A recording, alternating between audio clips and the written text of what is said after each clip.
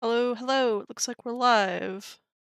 This is Rachel, aka Caffeine System, aka Caffeine, and we are going to be playing some more Disco Elysium today, just as soon as I get the game started up. So bear with me here for a moment.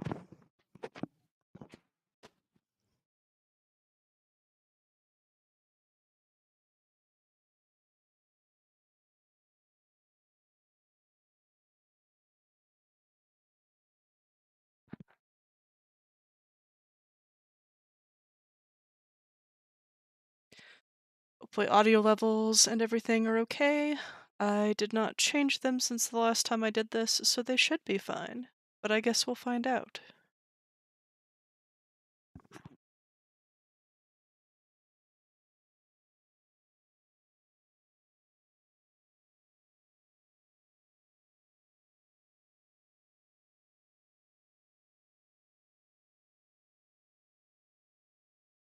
It's always a little slow on startup here. My computer kind of chugs a bit. But we should be fine once we get into the game proper.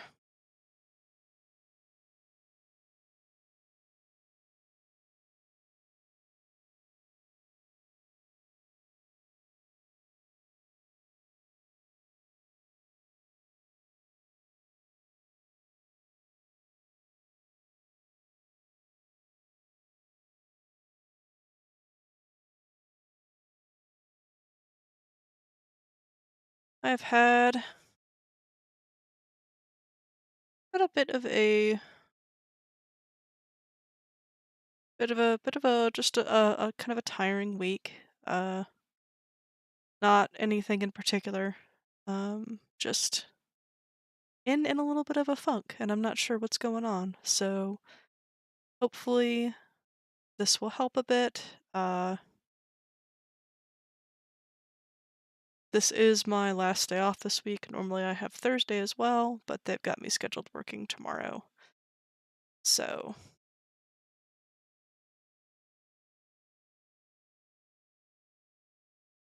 come on, game, you can do it. I believe in you. There we are. Where's my sound? Let's see, do I have it turned down? Oh, I definitely do. Okay. Should be better. There we are. Hopefully you guys are hearing the sound just fine on your end as well. If not, please do say something. We are going to continue our saved game.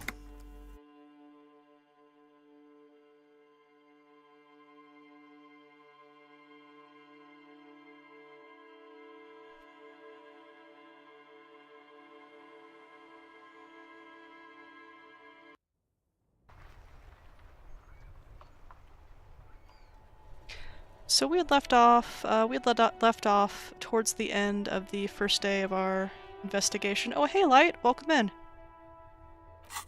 Somehow I have arrived. Well, I'm glad that you have. We have a couple of things on our list here. We've decided to try and find all the armor pieces, which may take a while. And to do that, we're going to have to find out where the rest of the armor is. We still need to work on getting the body of the lynching victim down from the tree. The Wild Pines rep offered to give us some information about the lynching if we can show her our badge, or if we can find out who is behind the drug smuggling that is going through the city of Martinez here. So we have a few things. We have a few things to look at. We are just going to wander around the city a bit more. We've got a few more hours before it's time to sleep. So we're just going to wander around a little bit more and see what else we can get into.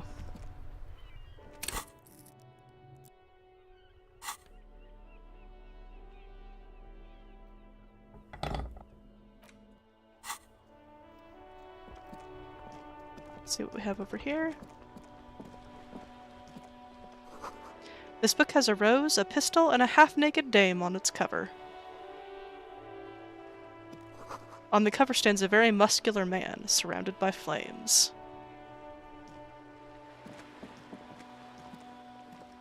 This book is about pate. this book, you don't really understand what it is about, nor does it seem important. A book about Boyadero culture. It promotes freedom and roaming upstream. The book says you must attain a Franco-Nigerian hard body at the nearest gym. A book about about the future. The government reads your mind using radio technology. Flowers, guns, and titties. What more could you ask for? Indeed.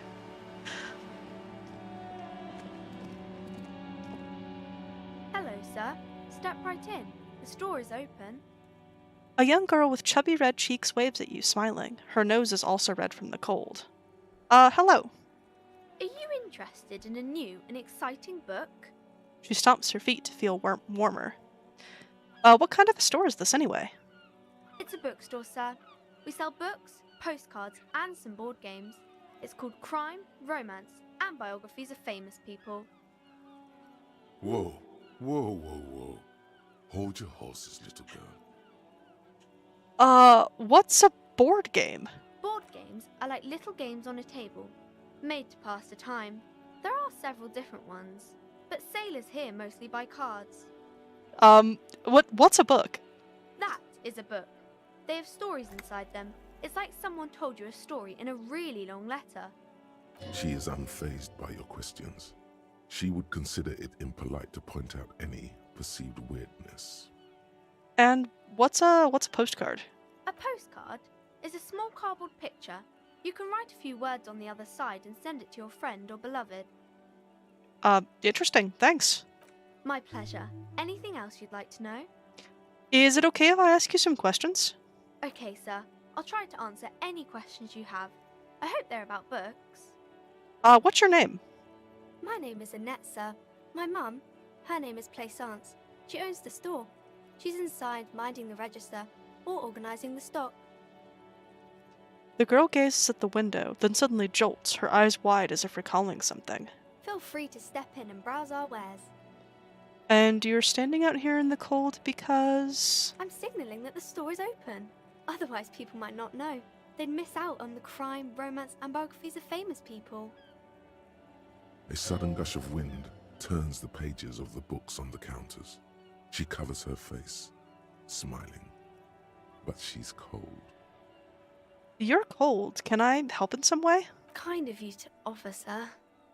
She doesn't know what else to say. What could you do to help her anyway?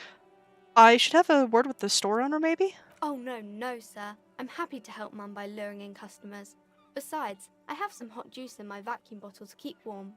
She stands upright and smiles like a little soldier. Shouldn't you be at school or something? I do my studies at home at the moment. I have to help Mum keep this place running. What is school, anyway? School? Well, mine is a big yellow building on Boogie Street, and the people there run it. They say it's a charity. The gale wind blows in from the coast, a wind of needles. It wraps itself around a building of brick and mortar. Somewhere, a clamour rings through the honeycomb of classrooms. What is this feeling? Remorse.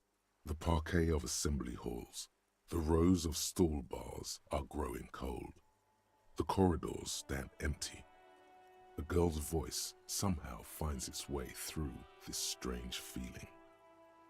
You haven't heard a word of what she's been saying these past few moments. You only hear... Mum says it's necessary to do both because it builds character. Mum says a proper worker is dutiful. That's how you get ahead in life. You succeed. Shake off the cold.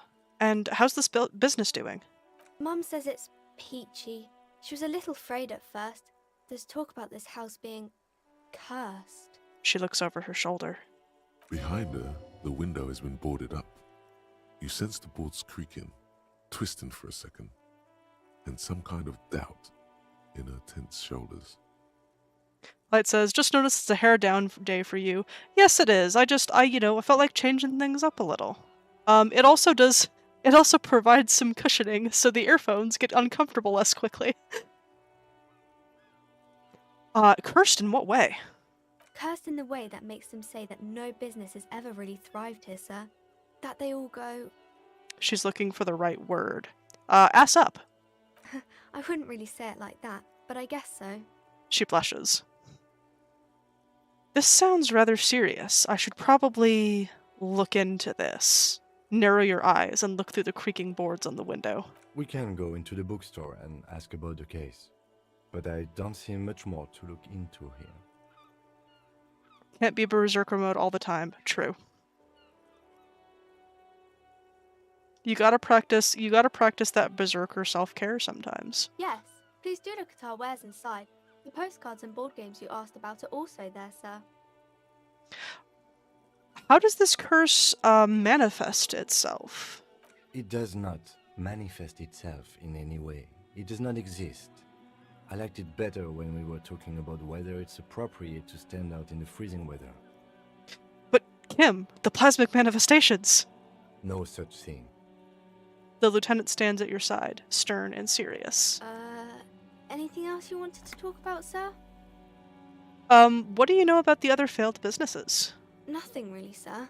Mum doesn't allow me to sneak around in the back rooms or the cellar. I don't really know what's there. She looks a bit disappointed.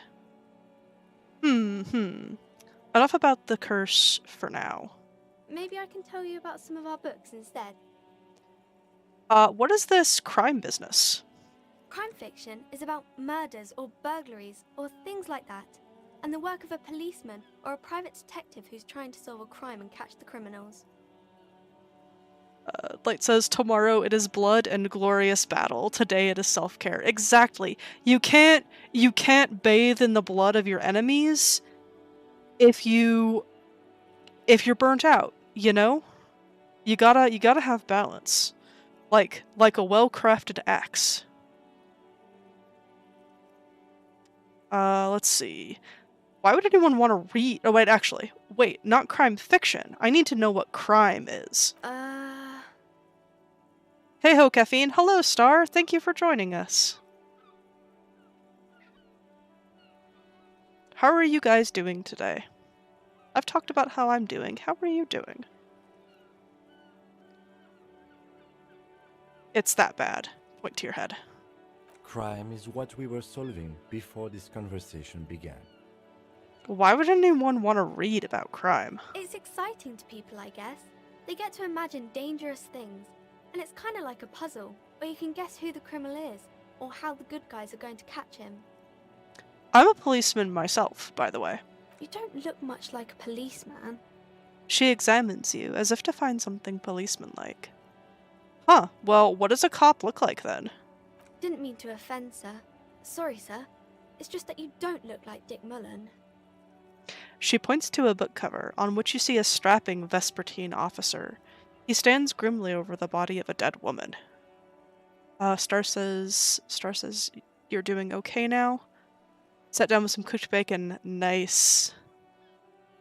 I wish I had some bacon. I do have some decent food to eat later, but I had kind of a big late lunch, so not now. But bacon is good. Let's see. It's not your body that's important in police work anyway. It's your... Point to your head. Head? Yes. No, it's your soul. Your blue soul. No, your resilience. Soul. That Mullen guy looks like a Hempelman. Who could respect that face? It's not even drawn correctly. He lacks soul. I'm not sure I understand. She examines the illustration of Dick Mullen, attempting to find his soul. I'm not sure. I'm on the struggle bus today, TBH. Just no energy and having a hard time drawing anything. Yeah, I feel that.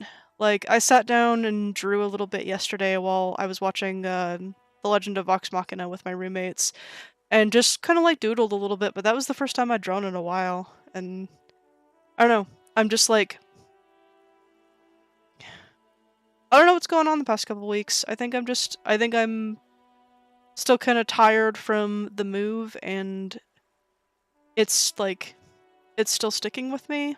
I don't know. But I hope we both just kind of pass through this pretty quickly.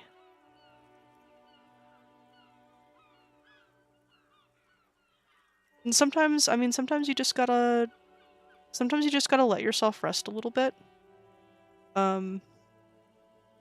Just recharge, I guess. But I do understand that it's frustrating when you want to sit down and work on something and it's just not there. A policeman's gotta have the right stuff, an ingrained sense of the law. No one would follow a weakling like Mullen. If you say so, sir. He's just a fictional character. He's no match for your soul. Maybe you can show me some real police work, sir. Like in the books. Okay, I'm going to deduce something now. The girl keeps her hands folded, hidden. Why is that? Light says I blame the rain here. It's been raining for several days straight and it's getting depressing. Oh yeah, that'll do it. For sure. I hope you get some sun soon then. That makes a big difference. Hey, why do you keep your hands folded? What do you mean, sir? She looks wary. She knows where this is going. You don't need to be worried. I'm here to help. She looks around anxiously. Her hands remain folded in front of her. She doesn't want to show them.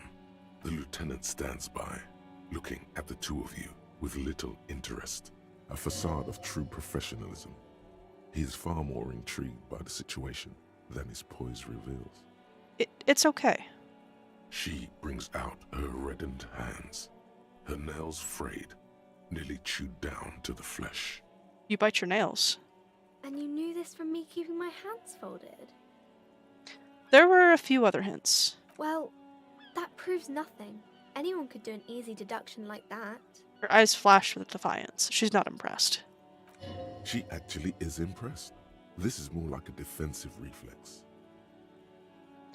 You think so? Fine, do better. Deduce something about me. You're quite sober. She snaps back quickly. The lieutenant does not flinch at the comment. He does not flinch even a single bit. He is intensely not flinching. It takes effort. Wait, how do you know I'm usually not? Because you usually aren't. I'm also sad and my head hurts. I'm sorry, sir. I hope things get better soon. She looks you in the eye, a gleam of sympathy on her face. There she stands, swaying on her feet, assaulted by the early spring breeze. She smiles at you. The whole situation suddenly feels familiar, somehow. What are you missing here? Why does this feel familiar? Because you know each other. She's been talking to you so openly because you've talked before. Hang on, so you know me? We've met before? Yes, I stand in this spot all the time. She sways back and forth on her feet. You've been running around all week without your shirt on, sir. Telling people about being a star or something. I don't really understand who those stars are. Did I ever talk to you? Of course, you've stopped by a few times. You certainly look better than the last time I saw you. Thanks, I'm trying. Yeah, I can see. You don't have party eyes anymore. Party eyes. Yes, of course. That makes sense. I'm not surprised children have seen you running around with party eyes on, he thinks. Not at all. Party eyes? You know, like a cat in the dark, all big and wide-eyed. It certainly looks odd on a man. The swiveling eyes of a loony drug addict. That is what she meant. You were probably gurning too. Fuck yeah. You should get some party eyes right now. Snap those sequins on you, boy. Does that mean I've been partaking in narcotics? Oh, baby, that's not what you have to worry about. Worry about the important thing. So why didn't you tell me you knew me to begin with? I didn't know I had to do that.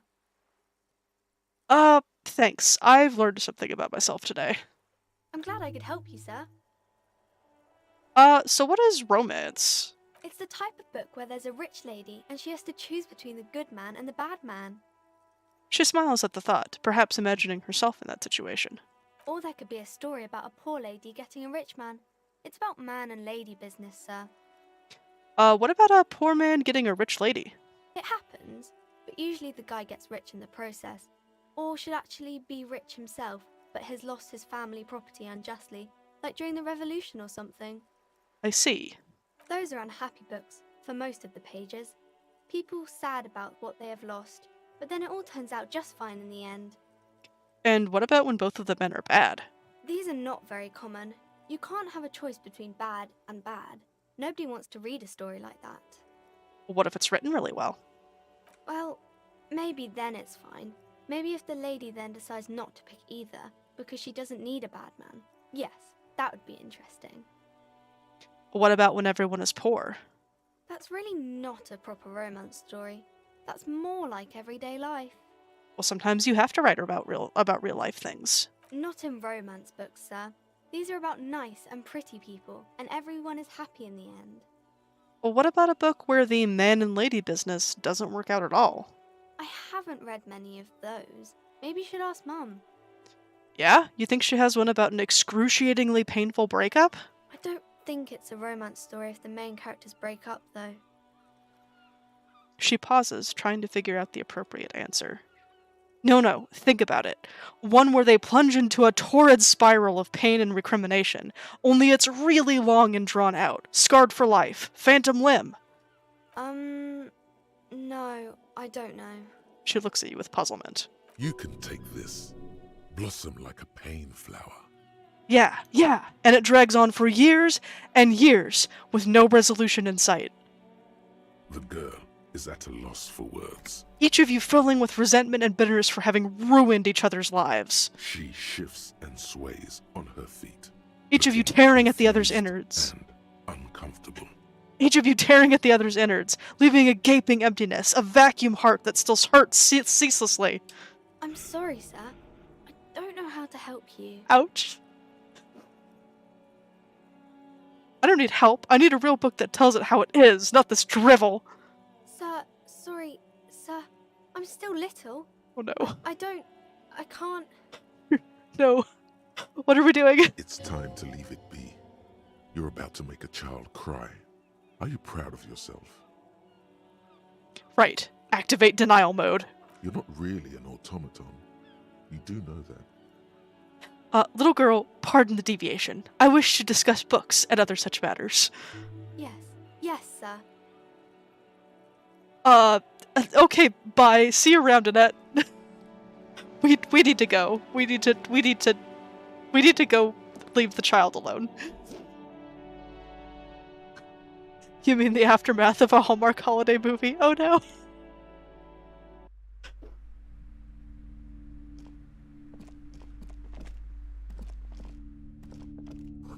Gift books and molten candy. The display rack is brimming with worn paperbacks featuring an extremely muscular, sword-wielding barbarian on the cover.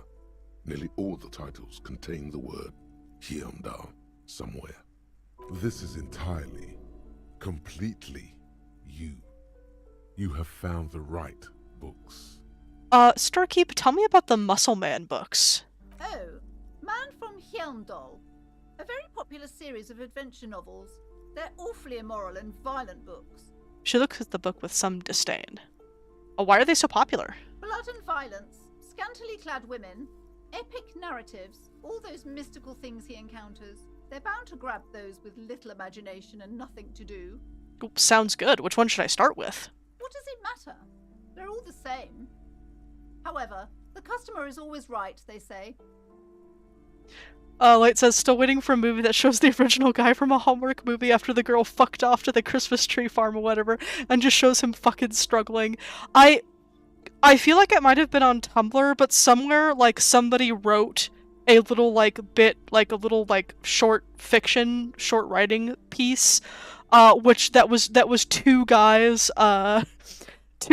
who'd both been the other guy in a Hallmark movie, basically, having like a meet cute at the airport. It was pretty good. If you're a novice of the series, I'd recommend Hyundai Man, the man from Hyundai. It's supposed to be a good introduction to the series. I don't have enough money for this, so we'll have to come back for it later. So let's just look through the books. Rows and rows of Hyundai men blur your vision. You make out some titles. Man from Heimdall and the Mammoth Riders.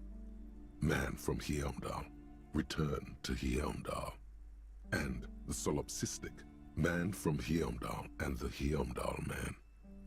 Good God, how many are there? Maybe 100. Man from Heimdall and the Sages at the End of the World. Man from Heimdall and the False God. Man from Heimdall and the Scorched Earth. Man from Heimdall, the Heimdall colonies. Man from Heimdall and the Swamp Beast. Man from Heimdall and the Snow Crabs. Those snow crabs are worse than they sound. Is that all? Not even close. Man from Heimdall in Hell. Man from Heimdall and the Forest of Slaves. Man from Heimdall under the lake. Man from Heimdall, Heimdall burning. There's even The Trial of Death, a Pastanal combat gamebook set in the world of Heimdallaman, and so much more. Do any of these books call out to me? A twinge at the back of your head makes you flinch. Your eye starts twitching. Ow. Your hand reaches toward a book with glossy cover art of the very muscular man from Heimdall in chains, kneeling in front of a staircase leading to a throne.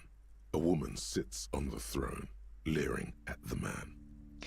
Light says, like, he's just absolutely going through it. He's landed his big job or whatever that he was hoping would set him and the girl up for life, and now he's alone. A Pyrrhic victory, no one to share it. I mean, I'd watch it. She's laughing at him, belittling him. Between the throne and the Heimdallaman lies a bonfire, casting shadows on the wall. The shadow of the woman's headdress looks like a pair of devil horns. The title reads, Man from Heimdall and the Devil Woman. Interesting. The display rack before you is burdened under piles of Man from Heimdall novels. Alright, so we can't do anything else here because we are broke. Oop, continue. Let's go talk to the shopkeeper. Welcome to Crime, Romance, and Biographies of Famous People. My name is Plaisance. Lady left him for some random dude who's running a friggin' Christmas tree farm in the boonies. What did he do wrong? Why wasn't he good enough? What was wrong with him?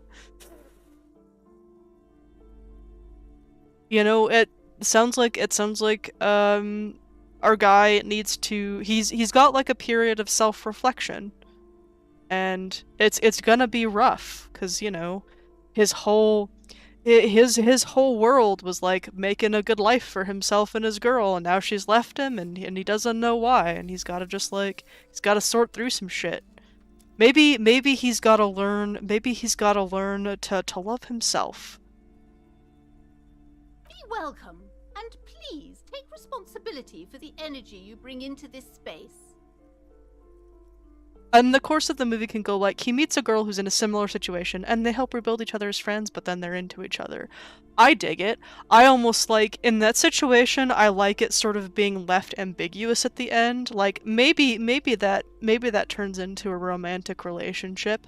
Or maybe, you know, maybe it doesn't. It is just kind of left open-ended, and you can sort of interpret the ending however you want, however brings you enjoyment.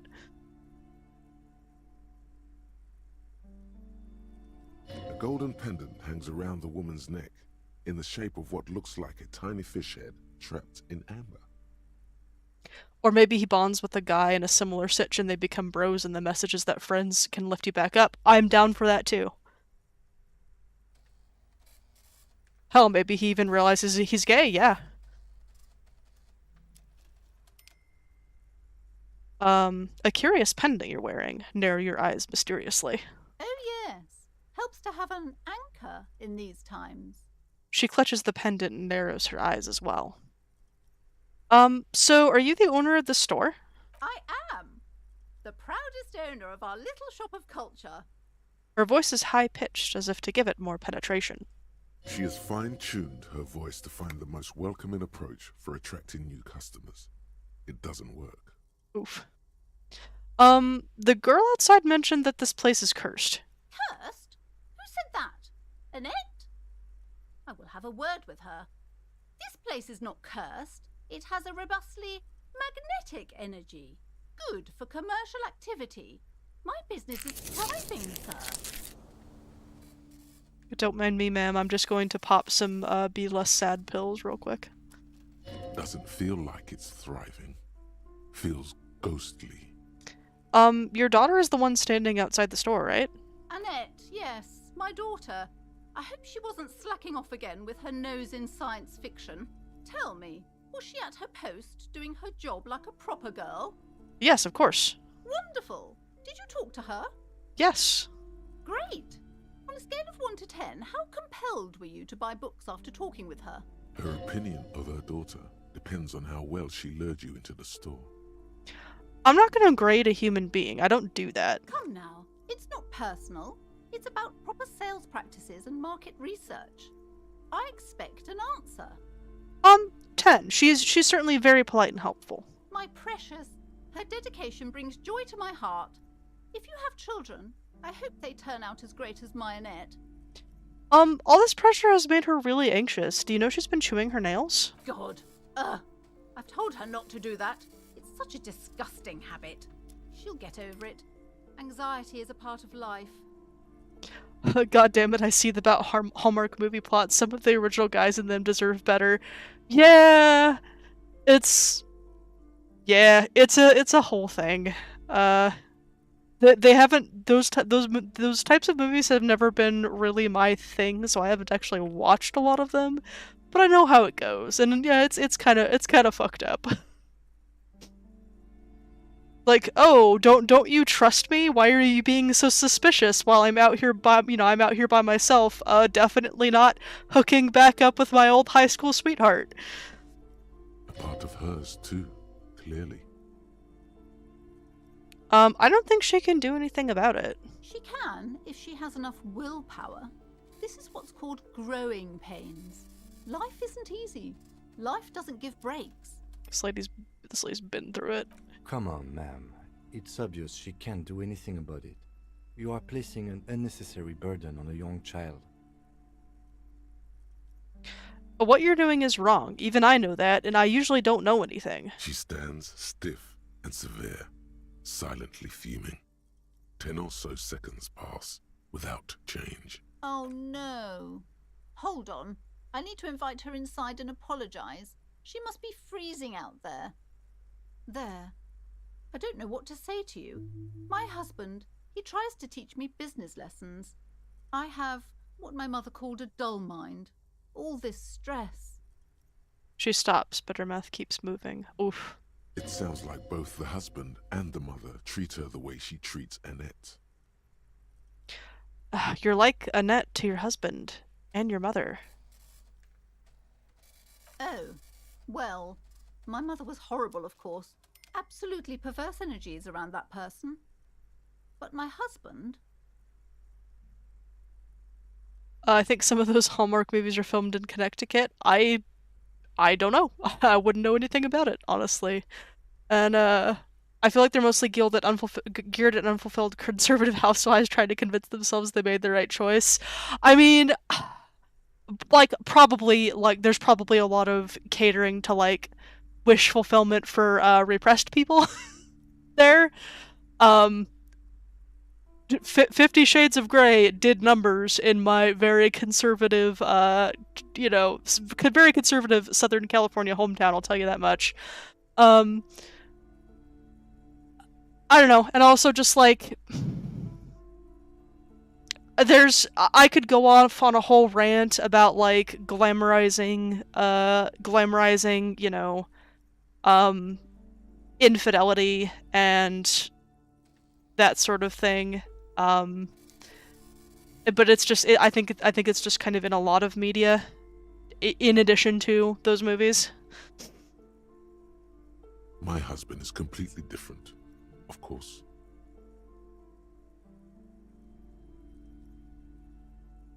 Let's not make this political. I mean, definitely a lot of wish fulfillment going on here. Yeah.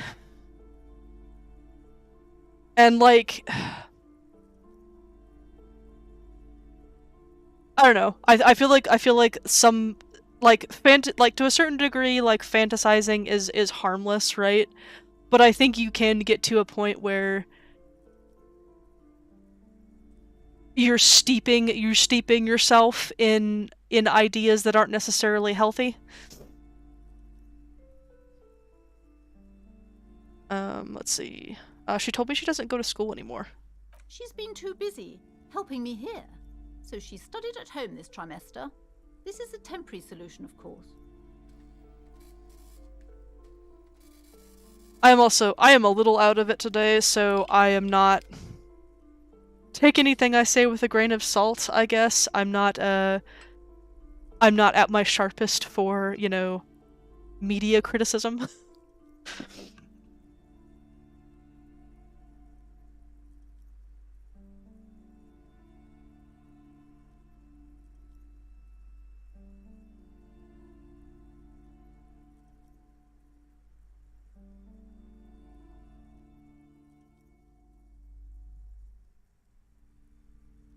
Pardon me there, just needed a little water. I assure you, I of all people understand the importance of education. She will be back in school the moment the store takes off. Is this husband Annette's father? Yes, my husband is a successful entrepreneur east of the river. If only he were more involved in the business we're running up here. No matter, soon we'll both be off for Grand Couronne.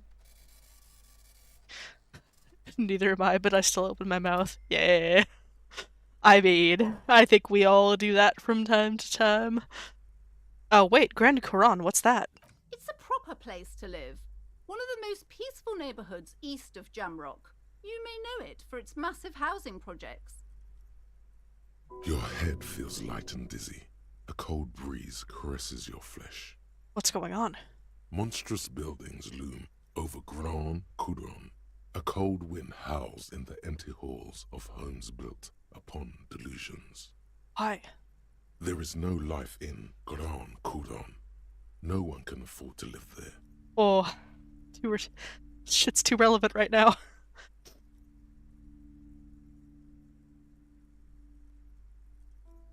No political debates were intended. Just drawing up a type of person that would be likely to regularly consume such media. And you know, I think I know from just experience with my social circles that it's definitely not just you know, the repressed conservative housewife who indulges in media that might not necessarily be that has some you know, potentially problematic angles, shall we say. Most of the buildings are empty at the moment. It's a great opportunity to get ahead of the crowds. Better times ahead for sure.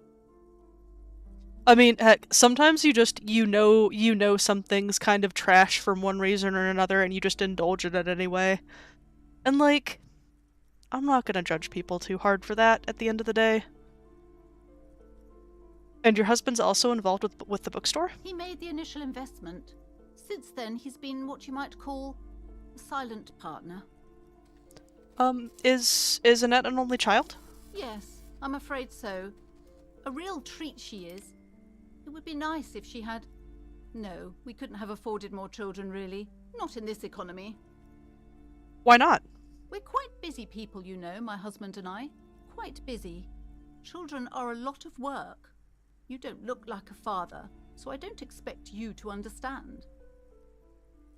It's not that different from... Star says it's not that different from trashy romance novels. Yeah, exactly. Like... I think there's a lot of parallels you could draw between different types of, like, you know, really like wish fulfillment type stuff, you know, stuff that caters to like specific fetishes, that type of thing. And you know, it's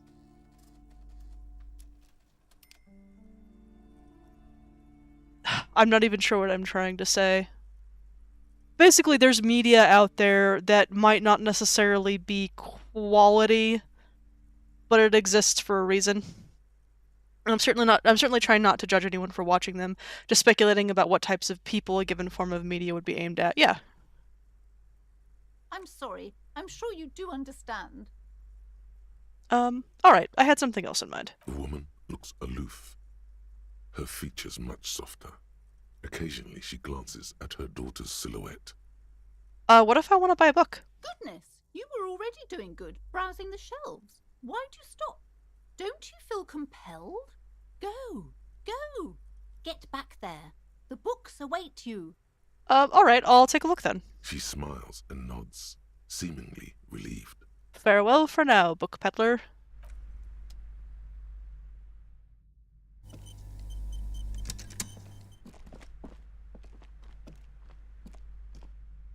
See what we can get These into up here. shelves are overburdened with books from the same series. You see the name Dick Mullen over and over. Storekeep, what's all this crime fiction? Oh, crime, robberies, murders, even sexual crimes. We're fortunate to have Dick Mullen and his stories to sort all that out. You're a police officer, apparently. You should buy all of Apparently. these. They really do teach a person how to be a proper detective. Sex crimes did pique your interest, but still, this Dick Mullen person only gets your pleasure centers down. Yeah, that sort of media exists because there are people who like it and it fills a niche. Yeah, exactly. Yes, farewell, book peddler. Peddle your smut elsewhere. I don't Crime feel fiction like is a this. An asinine misrepresentation. Well, I know. I guess physical we did see attributes of romance the novels. arduous everyday work of actual police officers. These books greatly overstate the excitement of police work, glossing over how long it takes to actually follow up on leads and eliminate dead ends. There probably is some smut being peddled here. What's more, they completely ignore the psychological hardships of year after year coming into contact with people during the worst days of their lives. Not a single mention of all the stress this work creates upon the officer's family. Detective fiction just doesn't tell the truth at all. Now, would you like a list of all the books found on the shelf? Sure thing. You see Dick Mullen on the job. Get Me Mullen. The Stalwart Adventures of Richard P. Mullen. Dick Mullen and the Murder in the Orchard. The Sordid Affair of Dick Mullen. A killing is declared. Dick Mullen in the Murder House. The Final Case of Dick Mullen. An Obvious Lie. Dick Mullen in the Clock Tower. The Ordeals of Dick Mullen. Dauntless Dick. Dick Mullen's Funeral Pyre. The Murder of Dick Mullen. I wonder if Dick Mullen's author got sick of writing him and then tried to kill him off, and then brought him back under duress, because his fans wouldn't read anything else. That would suck. That would be a really shitty situation to be in as an author, wouldn't it? Dick Mullen dies. Oh no. Turns out he faked it to solve a case. Of course he did. Are there any more? Yes, there's also The Dame Who Did It. Farewell, my Mullen. Faking death seems to be a common trope in the Mullen series. The morbid tales of Dick Mullen. A dark tide turns. Tragedy calls for Dick Mullen. Another one with fake death. And, of course, Dick Mullen, the murderer. In order to catch a murderer, Dick Mullen must become the murderer. I hear Dick Mullen and all I can think is cock Mullen. Come on. Well, This is now not that's all the I can way think of real too, police so solve thank you for that. crimes. The real police. Star are says some Mr. Inner entertainment Monologue site protests sitting much, in an methinks. armoured Yeah, carriage. maybe a little, just a tad. It's more likely that the publishers were pushing the author to keep churning them out. Yeah. Come on, Chester. Tell the story again. A bald man turns towards a lean man and pats him on the back. Again? Man, I tell that one at least once a month. It's not that interesting. Chester replies. The fuck it is. And these guys haven't heard it. You see, Chester here. Chester faked his own death once. Gosh, why? One civilian looks on amazed. The bald man bellows a reply. A very fucking dangerous case, ain't that right, Chester? They almost got you that time. Yeah, sure came close. Alright, so I was tailing this guy called Francis the Shoe. The inside of the motor carriage is thick with cigarette smoke. Outside, it starts to rain. After all this, you still haven't found the answer to the one question that matters. Who is Dick Mullen? Who is Dick Mullen? Your quick Oh, eye shit. notices a small caterpillar crawling across the spine of a book. The title reads, Dick Mullen and the Mistaken Identity. What do we have here? Mistaken Identity. A worn paperback from Dick Mullen's classic Hard-Boiled Phase. The premise seems to be that Dick Mullen is framed for the murder of his best friend and has just a few days to prove his innocence. Why does this speak to me? Could it be the motifs of unstable identities and shocking betrayals? That's probably right. I'm a complicated guy, full of contradictions. Then this is the book for you. I don't have enough to buy it. I'm too broke to buy any books.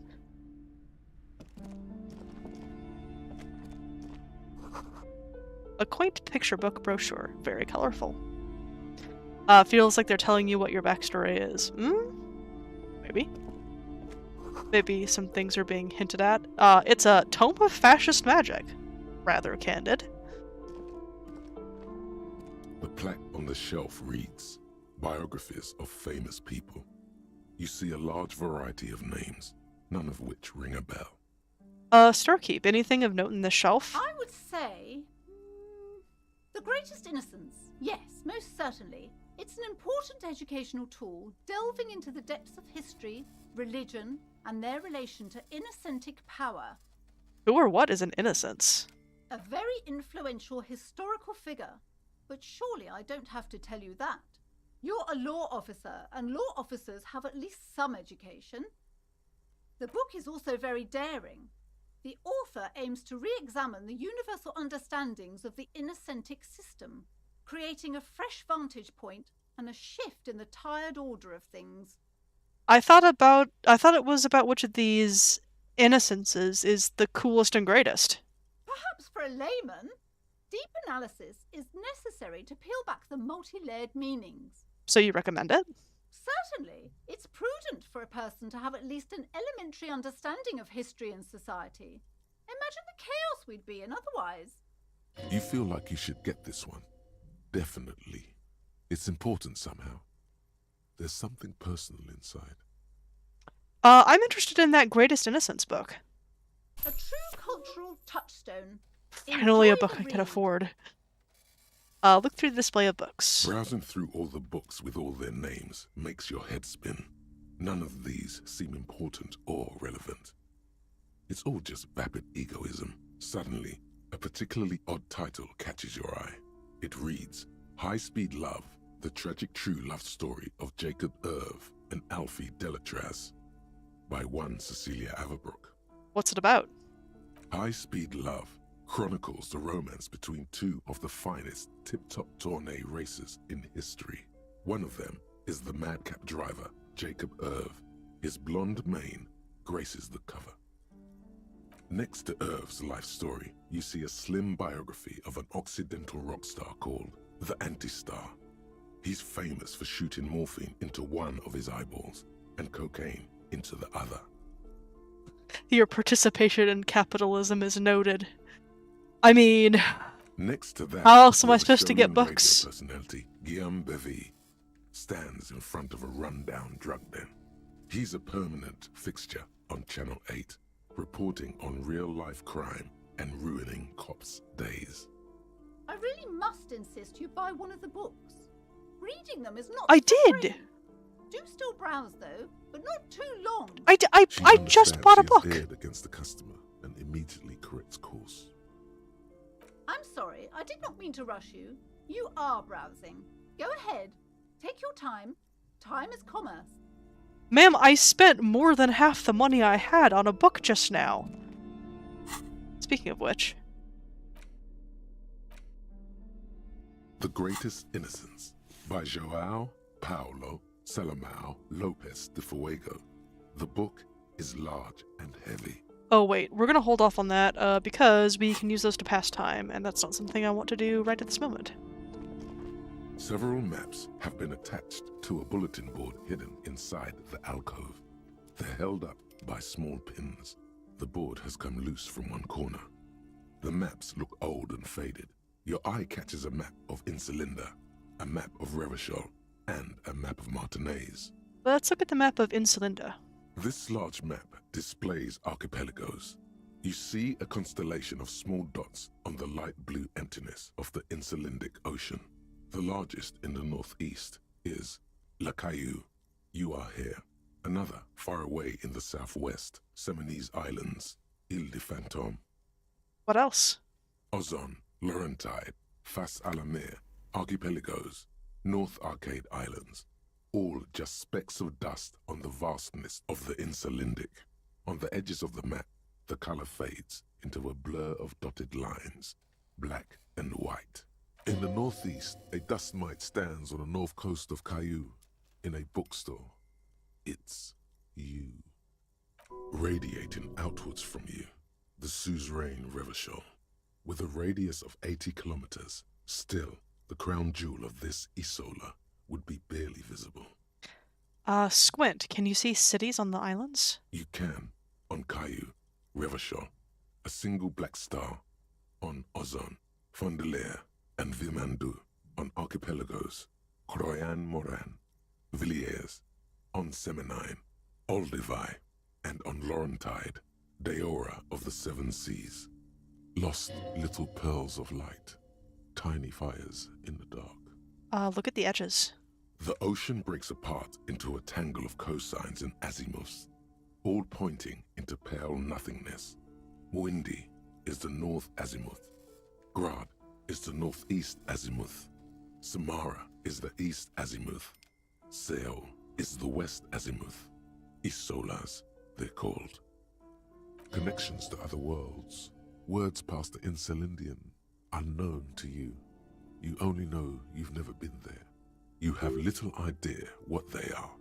Distant stars, gods, but looking at them makes you feel almost non-existent. Whatever they are, the Isolas are immeasurably large compared to you, and very, very far away. Perhaps they are gods, gods of distance and outer dust.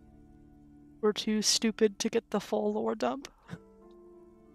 The north coast of a verdant island is shattered by the delta of a river. It is the River Esperance. Countless bridges put the shards back together, connecting city blocks to river islands. La Delta says a great artificial heart in the center, teeming with life forms and construction. To the east, rolling hillsides, Le Jardin, Stella Marie, the suburbs of Saint-Baptiste, swallowed up into the megacity. They sound rich to you. This is Revachol East. And west of the river? Hudon. It's somewhere to live. Not bad. Then there's Jamrock. It's bad. People shouldn't live there, but they do. Then Forberg. It's almost as bad, and much larger.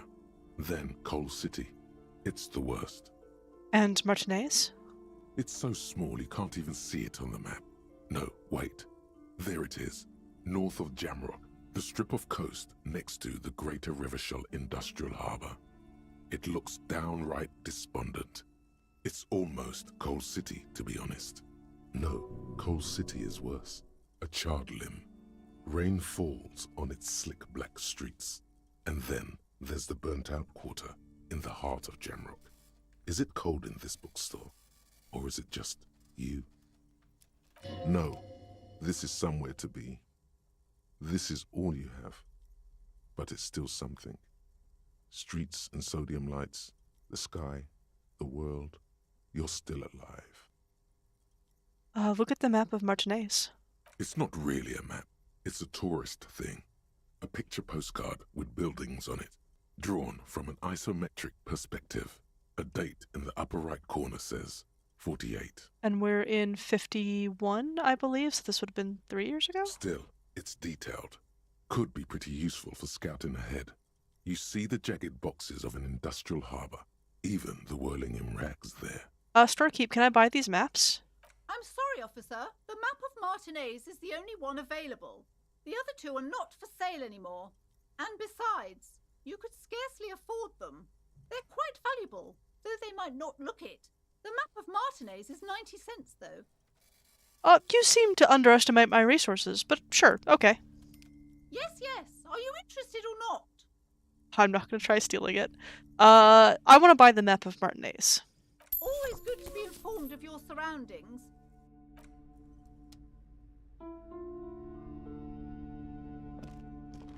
This bookstore is not strictly about crime, romance, and biographies of famous people. There's also a wide range of paranatural literature. Storekeep, what books are these? Sir, please, no browsing in that shelf. That wisdom is not for free. I can't have you end up, like, opening a police store next door and stealing my customers. Oh no! I'm gonna look through the shelf. Amidst the various books, you find one written by someone named Matthias W. Dundas. It's about wholeness, unity, balance. The point of the book, and many others on this shelf, is to give people medicinal advice in situations where they don't have access to paid health services. Sounds useful. How does that work? It serves platitudes, while also telling everyone that traditional medicine, the kind people don't have access to and which costs more than this book, is garbage and would only give you cancer anyway, without even curing your cold or anything. Alright.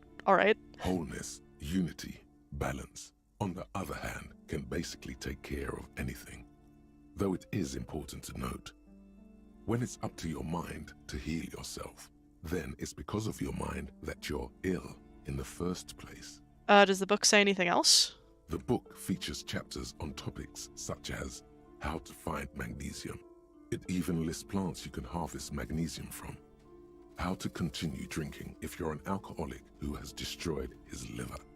And there's even a chapter on the ancient Seraise tradition of using duck gallbladder preservatives to treat and prevent sexually transmitted diseases. Pre and post factum apply.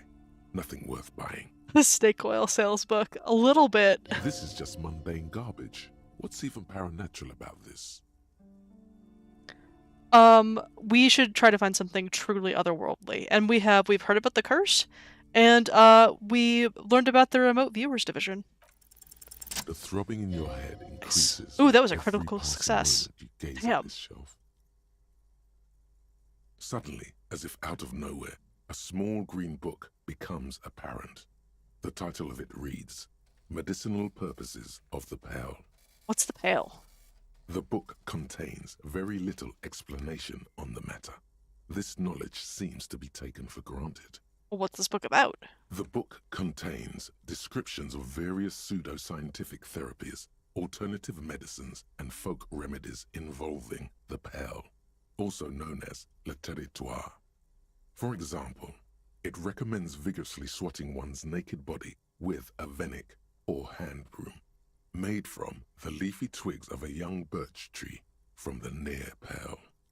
Even better if you can find someone else, preferably a large man dressed in nothing but a towel, to thrash you while you're spread naked and helpless on a cool slab. Sounds invigorating. It is, and good for the circulation too. What else? It also recommends consuming distilled spirits like vodka or whiskey that have been aged in the pearl. Readers are instructed to cover these jars in a shallow hole just inside the pearl and leave them there for 30 to 60 days, depending on the potency desired. And what does this pale-aged liquor do? Among other benefits, it is alleged to restore a damaged liver to perfect health. I should probably get my hands on some of that. What else is in there? For general health and well-being, readers are encouraged to take regular strolls through the pearl, though a sidebar cautions readers to limit each stroll to less than an hour. These strolls promise to cleanse the mind of worries and the body of toxins, especially if the perambulator performs this ritual in the nude. Nudity figures prominently in a number of these prescriptions. You gotta cleanse out those toxins. This is exactly what you need. I don't know. I don't want to be the party pooper, but this pale territory sounds sort of dangerous. Maybe you shouldn't walk in it naked. Huh. Anything else of note? There's an entire section devoted to cures for men who are struggling to perform their marital obligations. Well, I certainly don't need that. You close the book and return it to its place on the shelf. We should come back and buy that. Also, it costs $4.20. Nice. Another boring book, just discarded here.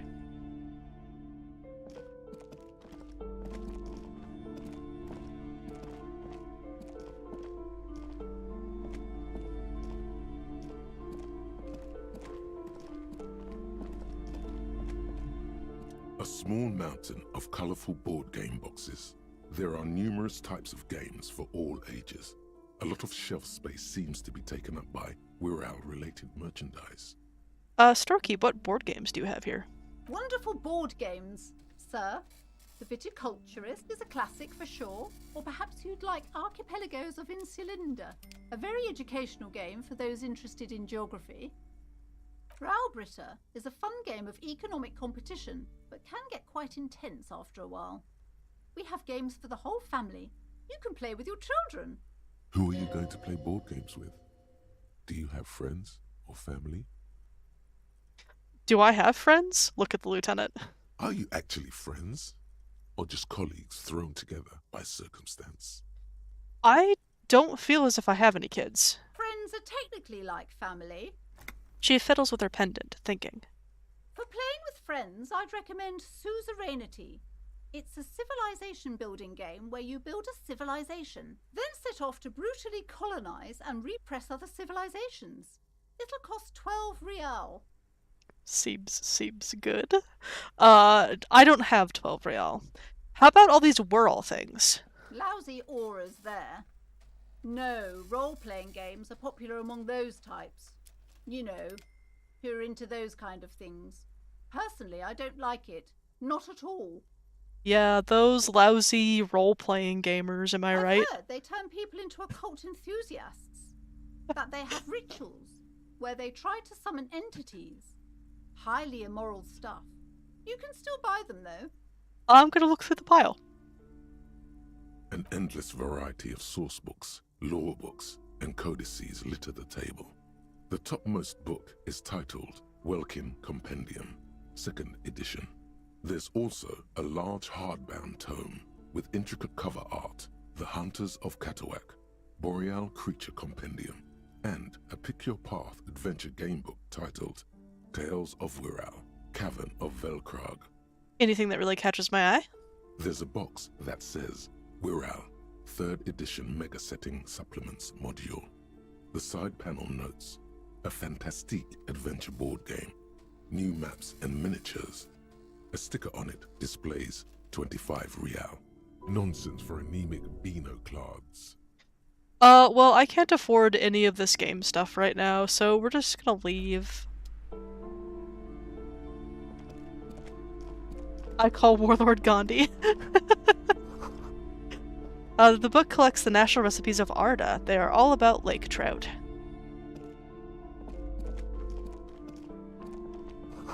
Old sports magazines tucked away in a dark corner. I'm sorry, sir. I can't talk right now. I'm very busy with my homework.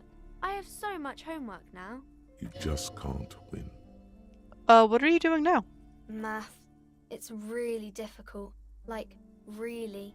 They say you need it to get rich. Better than standing outside in the cold, I guess. Oh, I found something while you were away. What is it? I thought this would fit you. Like, thanks for helping out. Oh, Not yeah. the city, I mean.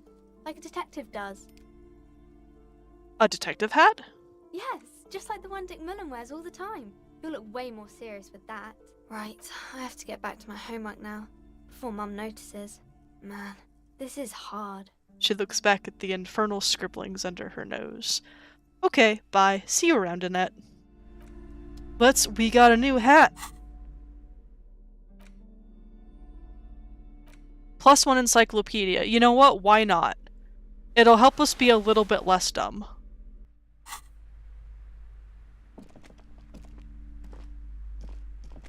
Let's see what's back here. You see a set of tattered curtains blocking the way to another room. A strange cage-like trinket dangles from the curtains. Excuse me, officer. The back room is strictly for employees only. Shopkeeper, what's behind the curtains? Nothing. Now please go back to browsing the books. Don't you feel compelled to look at the books? The books are all you care about. Oddly enough, the more she tries to draw you away from the curtains, the more alluring they become.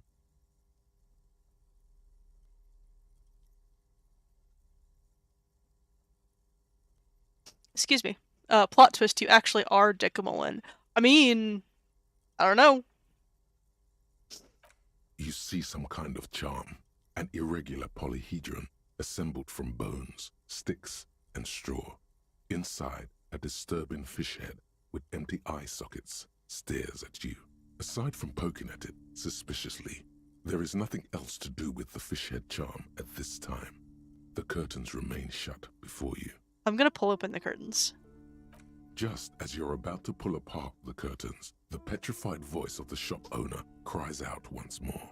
Sir, don't touch that. I told you it's off limits for the customers. Her hand is closed around her pendant, her fingers playing nervously with the talisman. Parapsychologically speaking, we're done if you decide to open them. I won't be held responsible for the consequences. It's too dangerous. But I sense this place calling for me. I must investigate beyond the threshold. You do? My God, even more reasons not to mess with the curtains. Just step away, dear sir. Is this about the curse? That's why you're afraid? No, it's just a storeroom for the employees, I told you. Now please step away from the curtains. Yeah, she sounds like she's telling you what you should be thinking. She sure is, isn't she? I don't care. You can't stop me. I'll open them. No! Please just talk to me, officer. Come here and let's talk this through before you decide to do anything extreme. Lies. Rip them open, we say. There is something mysterious about the curtains. Be careful. The curtains, tattered with age and covered in dust, hang before you, as if taunting you. Alright, let's go talk to her one more time. See what she has to say. Hello again, esteemed officer, and welcome to Crime, Romance, and Biographies of Famous People. Well, why are you so uptight about those curtains? I just want to know what's on the other side. I already told you, it's just a storage room for employees. I don't understand why it's so important to you. Just let it go, officer. Go buy some goddamn books. You're supposed to be drawn to the books. If it's just a storage room, then why do you have that strange trinket on the curtains? It's just for decoration. She wavers under your gaze, mouth pressed into a tight-lipped smile. Then something breaks.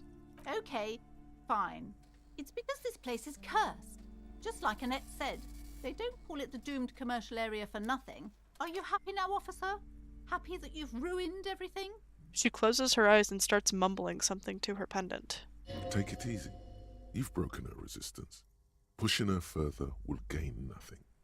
Have you sought help from anyone? Yes, I've contacted numerous parapsychologists, and even a pair of Simonese mediators. They provided me with the wards. She nods at the strange cage-like trinket on the curtains. The wards help to keep the doom at bay and protect us against the darkness that lies further in the building, even though now I fear it's not enough. Is your pendant part of the wards as well? Point at her necklace. Oh, this? No, it's a special Himian amulet, blessed by desert pygmy shamans, with a spell of compulsion. It's to compel people to buy books. I see. There are numerous spells cast throughout the store. I had the books anointed with a different inducement spell, for example. It's guaranteed to boost sales 15%.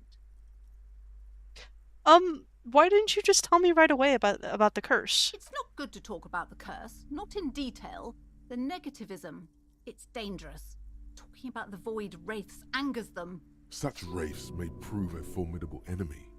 Suit up. How does this curse manifest itself? The curse is so much worse than you could imagine. It's a disease, eating at the very foundation. A shiver runs through the woman as she looks around the dimly lit store. It's the curse. of financial distress, of ruin and bankruptcy. She peers at the curtains again. Didn't that curtain just move? Wait, that's it? I was hoping for something more paranatural. But officer, there's nothing natural about entire companies declaring bankruptcy. I'm talking about cacodemons feeding off bad business practices and disappointing income statements. There's something wrong with this building, I can tell you. Ever since I arrived, I've sensed an eerie lingering presence, as if I was unwanted here. Sounds familiar. Strange. I feel unwanted too. What does it mean? Truly so? Perhaps the dark energies are leeching off you. You shouldn't stay in the store too long. It may be dangerous. Her eyes narrow as she tries to get a read on your energy. Would you like me to take the case? I could investigate and see if the curse is real. Most certainly not. I don't want anyone who's not familiar with the psychic arts to get involved in this mess. Stay away. Leave the spirits be, so they can return to their slumber. Psychic arts? Sounds right down our alley.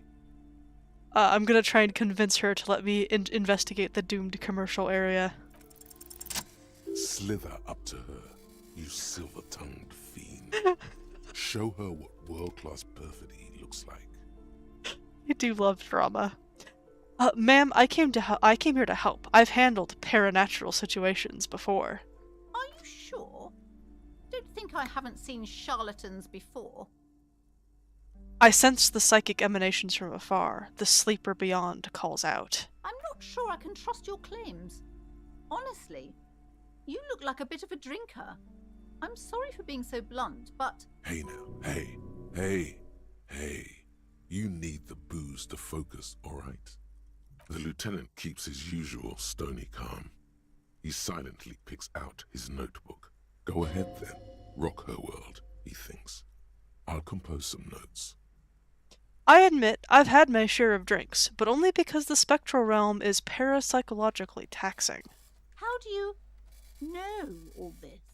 Here we go. I am the Void Revenant. I have the powers to de-bad all the bad energies. I should have realized. A pattern lies within the fabric. The hand of fate guides us. Our meeting couldn't have been mere chance. Perhaps you truly are the one to deliver this woman from the doom. But I am not the only one at risk. I have to think of my daughter. You are certain you can help us? Keep us safe? I can't allow any collateral damage to hit us. Just ask my partner, Kim. He'll vouch for me. The lieutenant mumbles in minor confusion. He has not been listening closely enough. You've put him on the spot. Certainly so, ma'am. I can assure you my partner is eminent in this particular field. If you promise, good officer, then you might be our last hope. Do you swear it? The lieutenant judges you silently, says Star. That's just the game. On my honor.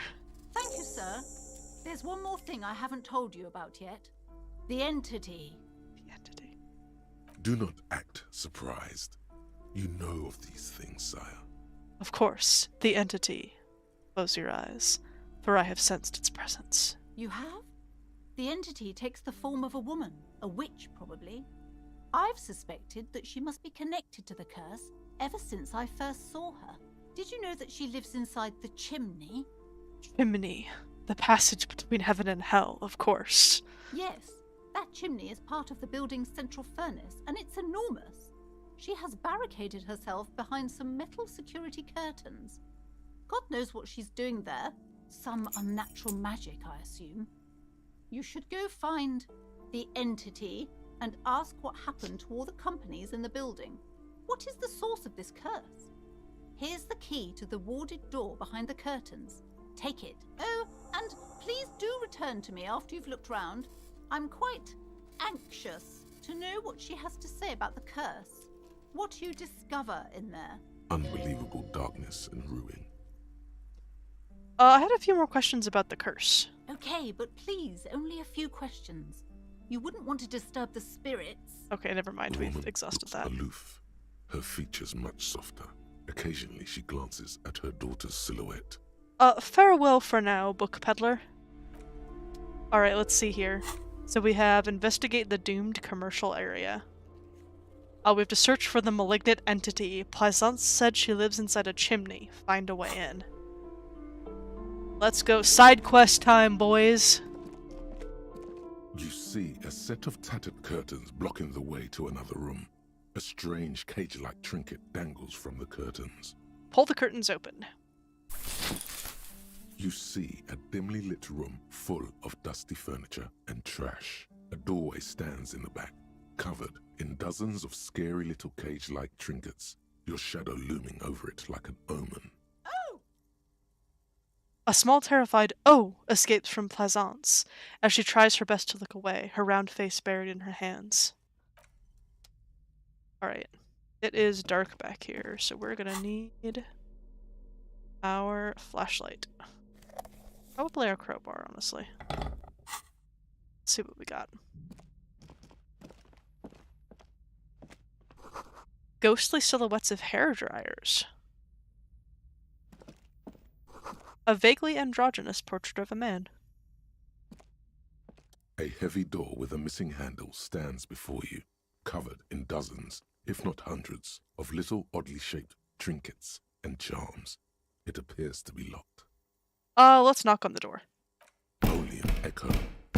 No one is there. And now we'll just unlock it with the key. We can try to break it down. We might be able to do it. But, you know, we've got the key. After exerting some force, you manage to turn the key. It's eerily silent. The door slides slightly open, letting a draft of cold air into the room. You feel the tiny hairs on the back of your neck rise up, as if someone's standing right behind you. An uneasy knot forms in the pit of your stomach. Touch the back of your neck. What is this feeling? Outside, the wind howls in from across the bay.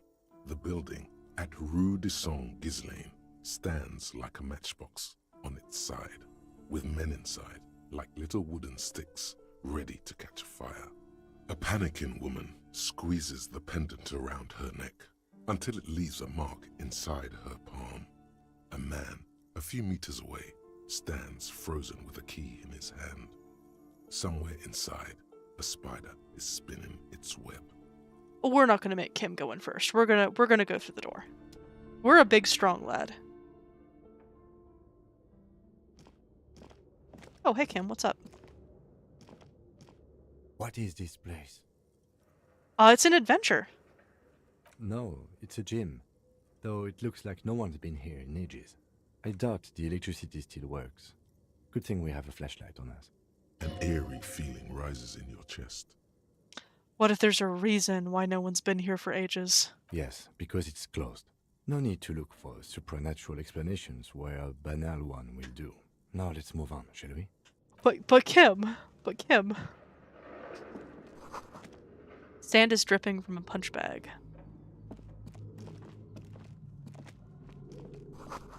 The poster says Sitius Fortis. The rest is worn off.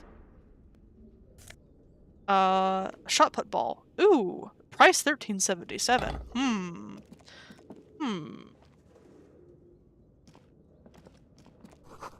Worn out wall bars. They look unsafe.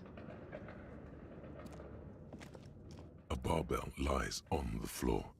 The color has worn off its weight plates. It's 60 kilograms. Your triceps hum at the sight of these weights. Show the world what kind of beast it's dealing with. Lift them. Why does it feel so familiar? Is this familiar because I'm a weightlifter? No, it's not that. It's the stale smell of rubber, the squeaky sound of sneakers, your bruised knee against the mat, and a whistle. Then the feeling is gone. A memory from another life, when you were young and fit. Physical instrument, legendary 14, lift the barbell. We're gonna try it. We're gonna see if we can do it. Oh! Oh no. What have I done? Oh! It's okay. I'm fine. Just a little stiff. You manage to hoist it off the ground, but the barbell feels wobbly and dangerous. Your hands slick with sweat. Turns out you're no beast, just an old man with bad form. See? See? This place is cursed. Seems like I'm a little out of shape. Or maybe these gloves just suck. Proper weightlifting gloves would definitely afford a better grip. Alright, well, we're gonna have to find some proper weightlifting gloves then. Because the barbell cannot go unlifted.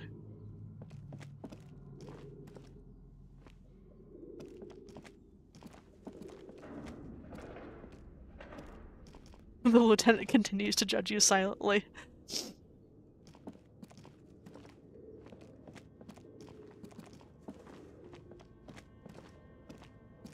Dude, we're being so impressive right now.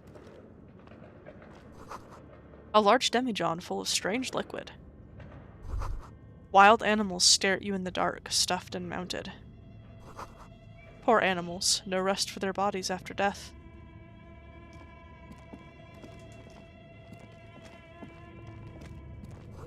Airship rotors covered in spider webs. They remind you of blades. Oh, the mannequin. A naked mannequin torso, a strange yellow color. Ooh, bunny. Yes, please. We have to recover after our book shopping spree. Blue velvet, soft to the touch, moth-bitten. Ooh, more money.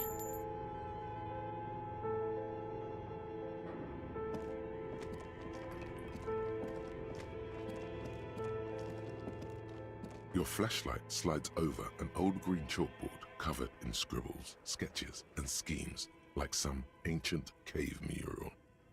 Some of the writing has faded with age, but you can still make out sections here and there. Photos and drawings have been pinned to the board. Let's inspect the drawings. These lithe, pointy-eared creatures appear to be different types of welkins. You make out autumnal candle welkins casting wax-based magic. Translucent welkins with organs shining under their skin. And even ether welkins hailing from the vast emptiness of sidereal space. Who are all those creatures? Fantasies of a tortured, feverish mind? One of the welkins, towering among the rest, appears to be different, however. Examine the welkin. This is important. It's Vara Hamira, a high welkin, his face white and scarred like cracked marble.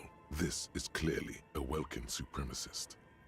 The note says, all non-welkin races will be purged.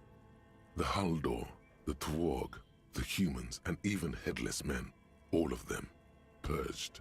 Imagine a world filled only with welkin, green welkin, dread welkin, and the high welkin to rule them all. An inordinate amount of time has gone into drawing these little welkin creatures. Why would anyone spend so much time on this? Some people really like building a world, I think, even if it's just for a game. Who are these creatures? Who drew them? Are they real? I have so many questions. This looks like concept art for a project. It's not really real. One of them is a Welkin supremacist. Mm-hmm. Political commentary. That one has a great beard, too. Well, this has been educational. Let's move on from the Welkins. Just look at those details. So much effort. And for what? All gone. Inspect the photos. The photo collage depicts barren, icy landscapes wrapped in perpetual night. You see permafrost and glacial landforms, dead trees grown in under the snow. Entire oceans have been frozen from shore to shore. There are pictures of settlements on dried-up riverbeds, abandoned in a storm. Animal corpses in the dark, carcasses and bones. Albeit dark and cold, this vision also feels cozy in its own way, like eggnog or morphine, a much-needed respite from our own world. A pinned postcard reads, "The heat death scenario, a desperate fight for geothermal energy engulfs the world as Wirral becomes untethered from its sun, drifting through the universe." Oh, let's inspect the schedule. This is a monthly calendar from the year 50. Cryptic words like sprint, daily minimi, and GPI span the marker-drawn grid, the grand scheme of production and money. Everyone is constantly teetering on the edge of the abyss, an abyss of production. These squares look orderly, but beneath them is chaos, worry, pain. What happened? As time goes on, the numbers in the boxes grow rarer and rarer. The board becomes an empty snowfield in the final days. Only failure and regret dwell in this region. Looks like they didn't make it. The lieutenant looks at the frigid ice field of nothingness. A note in the bottom left corner of the chalkboard says, "See the prod schedule filament for details."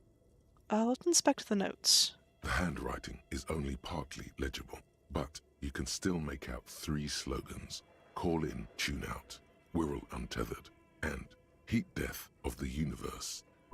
Outside, a cold wind wraps the building in its bosom. Snowflakes in the wind. An old woman passes what the locals call the doomed commercial area. She tries hard not to look at the bookstore windows. It's unwise.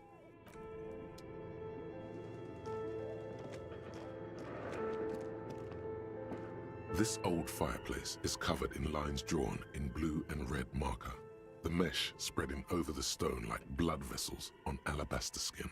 It looks ghostly and strangely ancient. A diagram for summoning some time-forgotten being. The symbols seem very esoteric. What am I looking at? Radio frequencies, it seems. UKV 123.6, UKV 123.7, UKV 123.9. Some written notes, too. Sparse and cryptic. Radio frequencies for what? Unclear. It looks like a cardiovascular system split into veins and capillaries. Very advanced. Of course. The anatomy of the curse. Perhaps. The web is comprised of radio stations, all lead back to one red heart, titled the Game Master Frequency. A note says, this one can listen in on any station it wants. Looks like a surveillance program. Wait, who's the game master? Someone very important. The leader of a massive on-air game built by these people. If it's a game, then who's playing? Whoever decides to call in to a call-in station, it looks like. All of this is gone, left unrealized. My God. It's as if the less money they had, the more ambitious their project became. Why do you say that? The schedule. I know doom when I see it. The company was running out of funding. What else? Nothing. It's just lines on marble. An echo from times long gone. No one has used the fireplace in ages.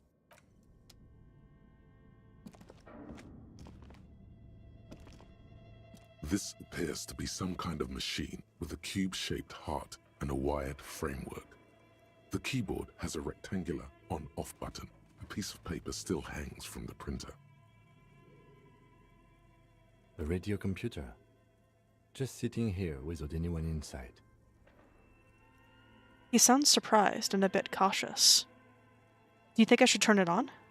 We have one of these down at the station, but I never really learned how to use it. Let's turn it on. The machine lights up like some prehistoric animal stirring from its slumber, revealing fluorescent play and print keys on the keyboard. The hatch on the machine's central compartment is wide open.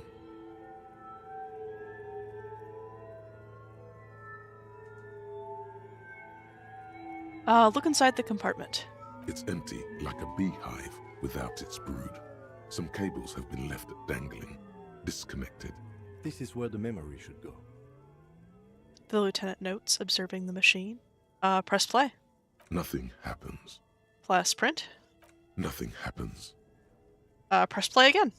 Nothing happens. Alrighty.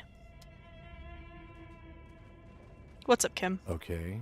What do you think is going on with that computer, chalkboard, and fireplace? Someone tried to exorcise the curse using technology?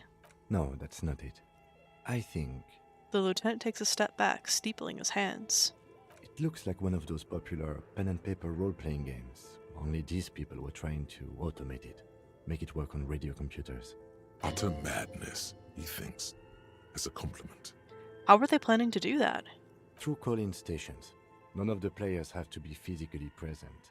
Anyone in the world can participate in the game, as long as they have a two-way radio. Then there's the Game Master frequency that listens in on the smaller call-in stations. I think that was supposed to coordinate the stories, functioning as a master of ceremonies of sorts. His fascination has swept aside other concerns for the moment. He's a little hooked. Has anyone ever done this before? Not to my knowledge. They make automated games in Graz, Messina, Königstein. You know, places with industry. But I don't think anyone has attempted to create an interisolary game before. We just don't have the technology. And this is a role-playing game? Indeed, those Welkins are a dead giveaway. Role-playing people love that stuff. The world looks like a modified version of the WeWorld board game, with hit death thrown in. What do you think happened to the company? No idea. They stopped filling out the schedule on the chalkboard. Wow. Indeed, it's ambitious and untethered from reality, but...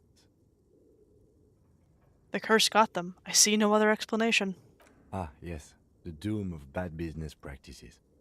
The lieutenant looks around the derelict room. The pipes howl, and a rat crosses the floor. Okay, let's keep moving. Right. Scribbled across a notebook, developers of the most advanced RPG in the universe.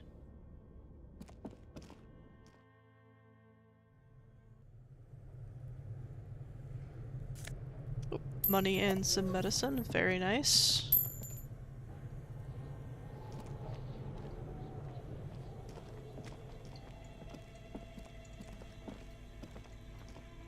You see a terrifying ice bear with a strange compartment in its belly. The door is covered in frost and the bear's eyes are glowing red. This ice bear is a hyper-carnivore. Be careful. What is this thing? It looks like a giant ice bear. The lieutenant doesn't answer. His eyes are glued to the animal. A sharp slice of light shines out from its mysterious belly door. Let's crack open the door. A gust of freezing cold air rushes to greet you. You hear a low grumble as the bear regulates itself. This is the inside of a refrigerator. The lieutenant takes a peek inside. His hand has found the holster of his gun. Look inside the refrigerator. The shelves are empty. All you see are crumpled ice cream wrappers with the brand name, Revershared Ice City. A handwritten note has been attached to the door. The fridge is huge. Let's take the note. You pocket the note and the little fridge magnets keeping it on the door. Let's look at the ice cream wrappers. A friendly cartoon bear smiles back at you from a glossy cellophane wrapper. It looks nothing like the fridge. What is a giant bear-shaped fridge doing in an abandoned cellar in the first place? Good question. It looks like an ice cream fridge. The lieutenant reaches for one of the wrappers. He studies it in the light. Somewhere in the past, it's summer. 5-year-old Fifette lets go of her mother's hand, change jingling in her pockets as she hops towards the ice cream stand right across the plaza. So they tried to sell ice cream from this hyper-carnivore? I know. What an unfortunate marketing choice. What is even worse, the bear is still costing them money to this day. The lieutenant points at the red, snaky cable running from the fridge. The fridge buzzes with energy. The electricity bill on this thing must be catastrophic.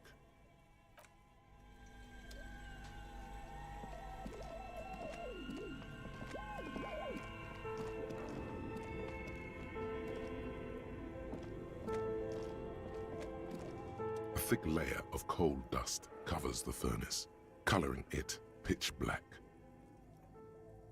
A fridge shaped like a bear? Perhaps it's a polar bear. I mean, that would make sense. Looks like this furnace has a face, and it's a face of agony. Kim, what is this thing? Is it a furnace? Looks like it. Looks like an old central furnace used to heat the building. It's connected to the chimney. He opens the door and gingerly peeks inside. No one has used it in ages. No signs of any recent fire. Only dead rats. I'm gonna look inside the furnace. It's dark and grimy here. In the darkness you can hear chatter. It's coming from above. A voice or several voices talking to each other. Near the smoke chamber, upstairs. What are you doing? I'm not sure, Kim, but I think I can hear someone talking upstairs. Wait, really? We should investigate, see if someone's upstairs.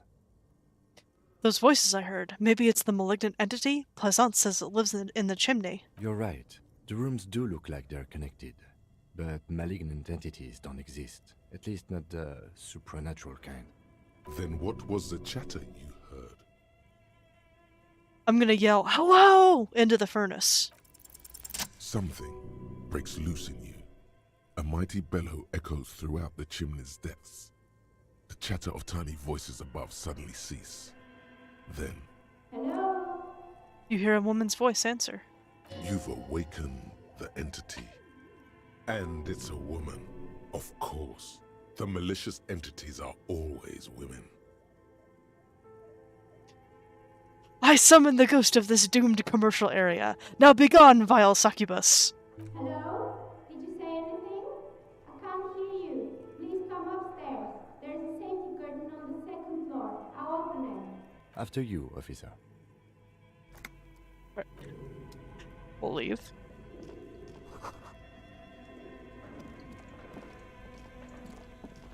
Let's go upstairs and see what we find.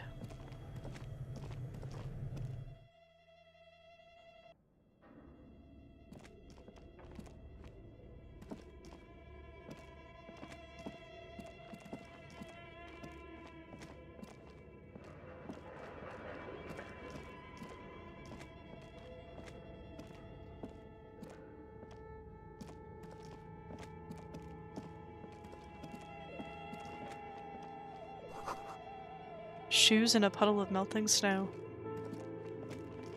Oh. Ooh, a postcard.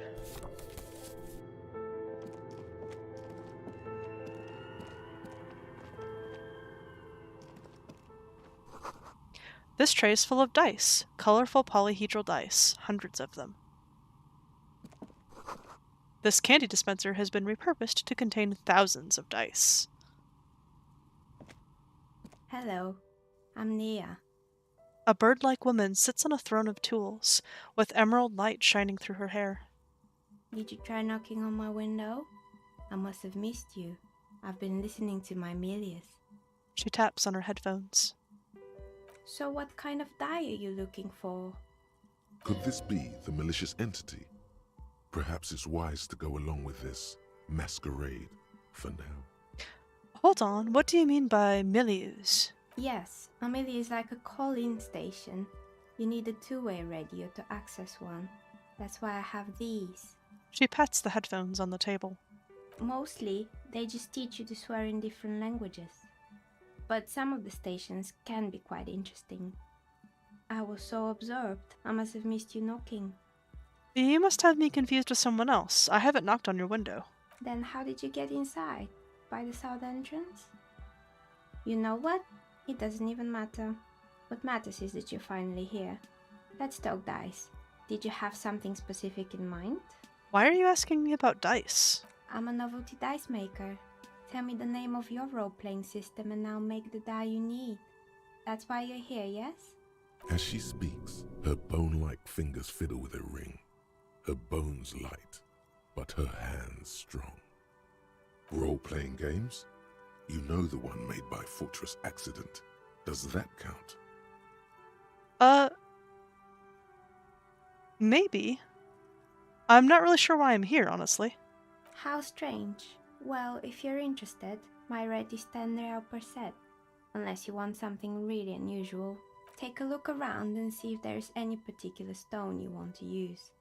The walls around her are covered with rows of precious stones and minerals. This person means you, or no one else, absolutely no harm. She will answer freely and honestly. How did you become a dice maker? How did I become one? It was a business decision. I was a regular jeweler at first, but that's an unfocused field with too much competition. Some of my friends were role players. They asked me to make some polyhedral dice out of cobalt. That was my first order. I grew it from there. Do you like role-playing games yourself? Not especially. I like working with rare materials and a steady pay. And role players as customers? They're nice people. She's thankful for the security they provide her. Okay. I'd like to order a die from you. Of course. Tell me what you have in mind. I'm looking for something to help with my work. I think I have just the right one for you. She opens the top drawer of her work desk and takes something out. 2 polyhedrons, red and blue, are cradled in her palm. Police colors. Because I'm a police officer, right? Not the most original, I know. But sometimes the obvious choice is obvious because it's best. Here, catch. They're a gift from me. Oh, okay. Let's try and catch it. We're not good at this. You overthink. Oh, Your hands can't agree what to do, and the 2 dice drop to the floor and scatter in opposite directions, like pearls from a broken string. The blue one disappears down the pit in the center of the room.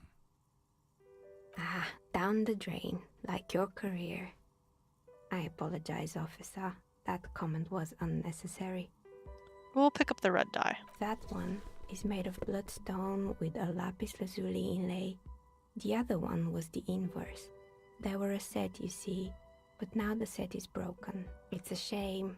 They might have brought you luck. And you definitely need luck in Martinez. She closes her desk drawer.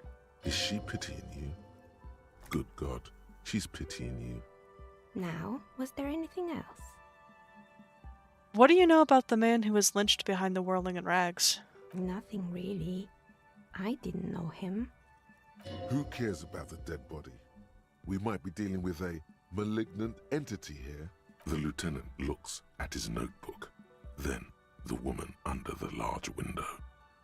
Your window looks directly onto the courtyard. You're saying you didn't see or hear anything unusual last Sunday evening? I'm sorry, detective, but as you know, I usually have my headphones on when I'm working. It shuts out most of the daily ruckus behind my window. What do you mean by the daily ruckus? Well, there's always something going on in the Whirling's backyard. She stops to try to come up with an example. During daytime, there are usually those kids. And lately, I've been seeing a lot of drunk workers hanging about. Must be because of the strike. She's not sorry to disappoint you. Informing on someone in a murder investigation would intrude upon her focused existence. But I never saw anyone during that fateful Sunday night, I'm afraid.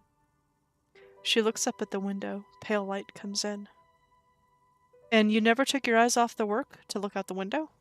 I might have, but in this case, all I would have seen is my own reflection staring back from the darkness. It's really hard to make anything out in the yard when it's dark outside. Besides, I rarely get up to look out the window when I'm in the zone. Do you often work Sunday nights? It's an odd profession, making dice for people, but I like it, and I prefer doing this to sitting at home. I see. Thank you for your answers. She nods. Anything else, officer? Hey, where are we anyway? What is this place? We're inside the chimney of an old central furnace. It's strange, I know. She looks at the ruddy bricks that make up the walls. Even though they've been repainted, there are still signs of coal-black soot here and there. But when I arrived here, all the other rooms were taken, so I had to build myself a makeshift home. Besides, I don't really have to pay any rent here, so that's a plus. Plaisance was right. There's an entity living in the chimney. You should ask her about the curse. Creative. I've heard this place is cursed. Did you know that people call it the doomed commercial area? I've heard the stories, but I don't think those stories are true. Wait, how do you explain what happened to all these companies then? It's just capitalism. We only hear about tales of success, so it's often surprising to realize how many ventures actually fail. Plaisance is the one who sent me. She's convinced the place is swarming with malicious energies. Plaisance, the bookshop lady? I've heard that her business is doing rather well. Have the energies spared her somehow? The curse is just biding its time before it strikes again. Sooner or later, everyone will fail, even her. Oh, right. But it's not just the bookstore that's still up and running. What about the whirling in rags? Some people say it's part of the building complex. Hold on, the whirling is part of the doomed commercial area? You could say so. Both houses were built at the same time and under the East of the Commerce Central project. Well yes, but it's still a separate building. The malicious energies can't reach there. And then there is me. She sighs, looking at her messy work table. All kinds of tools lie there scattered, from knives to carving files to wire cutters. I've been here for 14 years, selling novelty dice to role-playing enthusiasts. Not exactly a million-real business idea, yet somehow I've survived despite the talk of malicious energies. Strange, isn't it? It's because she's in cahoots with the demons. Plaisance thinks it's because you're the source of it, a malignant entity. Malignant entity? What does that even mean? Some kind of sorceress? What about you, officer? Do you think I'm the malignant entity? The jig is up. The she-demon knows you've uncovered her true identity. Time has come to face the source. Fear not, for the forces of the universe are supporting you in this psychic quest. I think it still might be you that's causing this. Narrow your eyes, very mysteriously. So I'm the Grand Dragon in the cave. Might I ask what supports this claim? There's something ghostly about you, ethereal even. Squint your eyes suspiciously. Ethereal? Thank you, but I think it's just the lighting. No, it's the troubled color of her energetic vibrations. No, I mean it. Your energetic vibrations are off. I sense tragedies in your past, darling. Of course you do. Show me a person in Martinez who doesn't have any tragedies in their past, and then we'll talk. If you ever find a way to explain all those inconsistencies in the curse, then let me know. She turns back to her work. Plaisance needs to hear about this. Perhaps if you combine your psychic energies, you will make sense of the situation. Do you know what happened to the other tenants? Everyone else is gone. More or less. Are you interested in anyone specific? Rats scuttle in the dark rooms, under the abandoned blow dryers and dusty mannequins. Cobwebs cover rotors and radio computers alike. So much failure. There used to be a hair salon here, right? Yes, I think it was called Androgynous Orlando or something similar. They weren't a big hit around here. Turns out that working class men don't like genderless haircuts. They're scared of that word. You wouldn't like it either. The others would laugh at you. What's wrong with a bit of experimenting? The customer should have been more open-minded. I guess it just wasn't the time yet. What happened to the gym?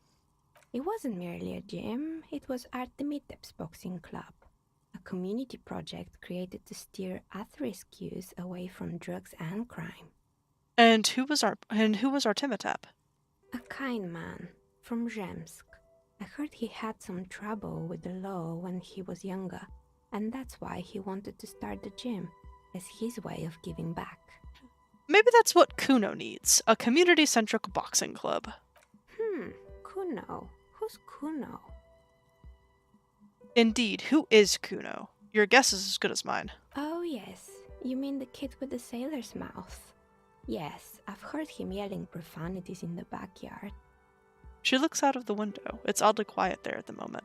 I think it would take more than a gym to help that kid. Judging from the kids I've met so far, it didn't really work, did it? It didn't. If anything, it made the youth situation in Martinez even worse. At some point, someone started a rumor that the punching bag downstairs was full of amphetamines. You should have known it.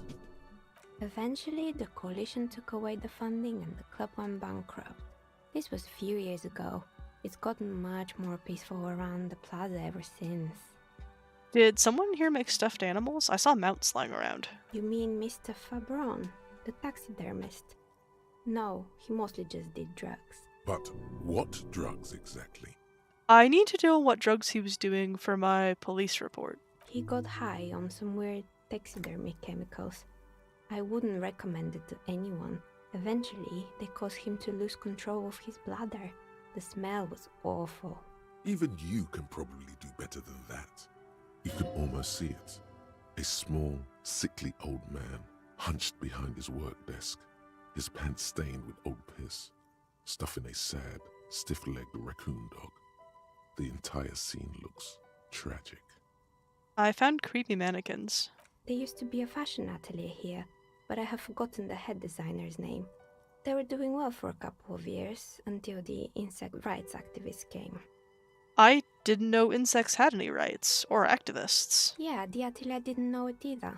They produced a certain collection that used chitin among the materials. Apparently chitin is made in the Occident, where it's extracted from beetle wings. And you know how all kinds of political movements are big in the Occident. The activists shut down the biggest chitin supplier, which of course caused the price to skyrocket. And, naturally, all the most fashionable tastemakers refused to be seen in chitin from then on. The atelier went bankrupt before they could finish the collection. I'm glad that someone took care of the little guys. I like insects. Really? Anyway. She looks at the windowsill where a dead fly is lying on its back, legs curled up in a bow tie. Poor guy. Suddenly, you get a feeling that insects are important to the case somehow.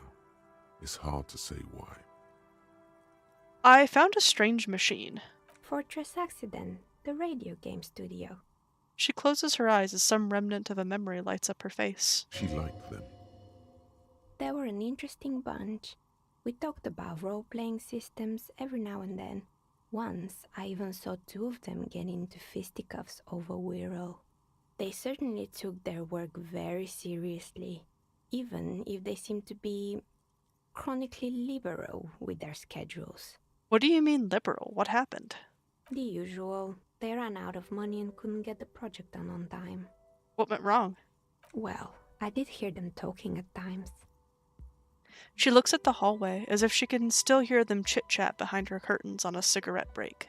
They seemed to believe they were historical individuals on some grand quest. Well, from what I've seen, their project did look quite impressive. Yes, but when the money started to run out, they just began to complain a lot about capitalism. You know, how the markets are rigged to keep out new businesses and so on. In the end, they just didn't get it done. They didn't have enough willpower to produce something truly historic, and to show up to work on time. She's right. Showing up to work on time is important. Showing up to work on time is hard. No, scratch that.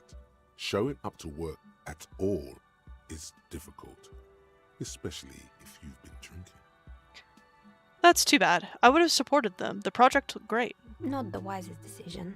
You would have lost all your savings. She tosses a pair of dice on the table. One of them stops near the edge of the metallic desk. The dice is black and filled with little silvery flakes, like snowfall. Anything else? There was a terrifying taxidermied bear in the cellar. Oh boy, the fabled Revershow ICT. You're in for a treat here. She smiles and leans closer, hands on her knees, like a stand-up comedian ready to tell a story. The place was owned by two guys who had some rather innovative ideas about marketing. The bear was one of them. Now ask me about their other ideas. Alright, what about the other ideas? There was really just one, and it involved picking out the prettiest girls in the neighborhood and paying them 20 cents per hour to man the booth. And by man the booth, I mean slump behind the counter with a face that could maim you if you ever dared to disturb their bored magazine browsing. She leans back, disapproving. Sounds like she really didn't like those girls. What did they expect? 20 cents per hour is dog's pay. I'm surprised they showed up to work at all. Oh, but they did. They did show up to work, and not alone. There were also acne-ridden girlfriends and gorilla-like boyfriends loitering near the ice cream stand. And they already had the bear. What about the bear? The bear. She repeats, pressing thumbs into her temples like trying to suppress a headache. It didn't work out? Of course not. The bear was terrifying. No one wants ice cream guarded by a hostile apex predator. To make matters worse, the fridge didn't work too well either, and half the ice cream came out malformed and partially melted. Eventually, Ravishell Ice City lost the price war to its rival, Glacé 5000. Glacé 5000 sold caramel sundaes for only 5 cents apiece, out of regular fridges. The bear was scary. Every time I saw that bear, I felt scared, like it could come alive any moment now. The taxidermist who made it said it was his vision beast. He said he met his vision beast while high on desiccants. He called it Megatherion. Scary, but cool. Megatherion? Megatherion, a mega wild beast. What's a mega wild beast? It's an imaginary beast that guides you through life by telling you to do more drugs, mostly. A wise and noble beast, guiding you toward the land where the streets are paved with drugs. The horrific necktie tightens around your neck, strangely excited. But it doesn't feel particularly fun this time around. Grab your necktie and mumble, "Not now, you beast." What? Do you ever feel like your vision beast is trying to blackmail the fun out of you? No, officer. I don't have a vision beast. Normal people don't have vision beasts. Only drug-addled madmen like the taxidermists do. What about horrific neckties? Do normal people have horrific neckties? Neckties? I guess they do sometimes, officer. But I don't understand how it's relevant to our discussion. Her eyes move to the piss-colored cloth tied around your neck. Anyway, now you know the story of the fallen ice cream empire. She seems almost sad, finishing the story. Some dust beams swirl in the afternoon air. Her eyes follow idly. Outside it's light. Light scatters from the low-hanging cloud cover. There's always the threat of snow. Anything else? Another failed business, perhaps? I've been here for a long time. I found the building's intercom, but it's not working. Oh, right. I hope you didn't try to ring me. I think none of those doorbells work, including mine. I'm still in the middle of connecting the wires. Sorry about the confusion. So you're telling me that you have a doorbell there? Which one? The one with an empty name card. It's the last one in the list. As I said, it's quite useless right now. It doesn't work yet. I have a few more questions about the building. Sure, I'm listening. Actually, I had other questions. Good. I hope it clarified things a bit. What else? Let's try the legendary shivers check. Why hasn't her business failed? You feel nothing. If anything, it's uncomfortably warm in here. Start taking off your clothes. You need to connect. Excuse me, what are you doing? The dice maker stares at you while you start to fuss with your pants. Officer, I'm just trying to lower my body temperature. And why would you do that? It's part of the special technique I have. And what technique is that? Okay, hear me out. Sometimes I get these feelings. Miss, I apologize for my colleague's behavior. He is still recovering from an unusual medical episode. Officer, this isn't how mature adults deal with their feelings. Now you feel something. Oh no. A cold damp of shame washing over you. No, not like that. It's like I can feel the wind, or I don't know, the air pressure, and the air tells me things. The air pressure told you to take your pants off in my studio? Yes, exactly. Can you please employ this special technique somewhere else? I work here and my work requires concentration. Half-naked people don't help with that. She turns away so you can zip up your pants again. Oh no. Well, you have a nice evening, ma'am. I'm just going to leave. Goodbye. The protagonist has a problem. Protagonist has so many problems.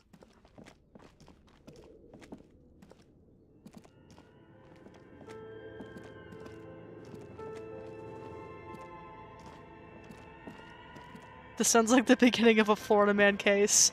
Oh, boy, howdy.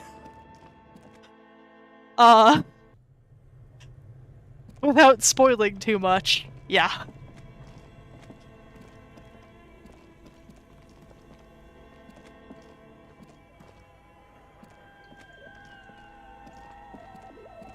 Let's see what we got down here. An ice cream maker, defrosted and unplugged.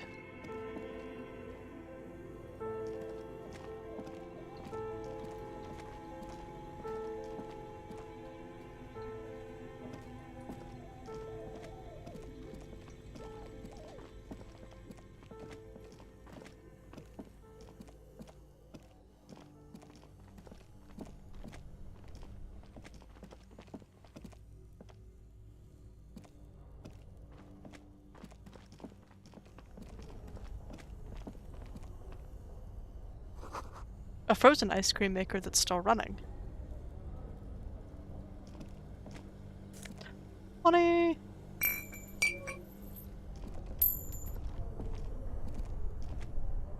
Two cables are plugged into the breaker box.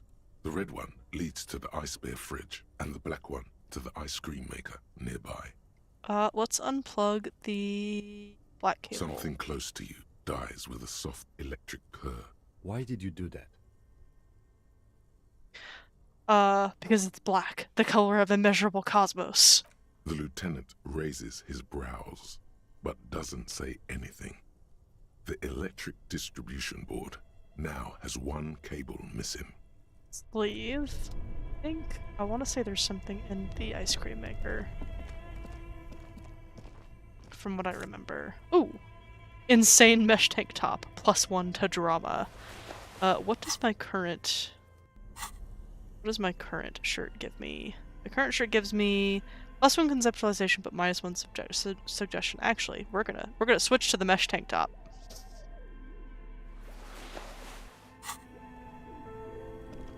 Fucking drip. Absolutely stylin'.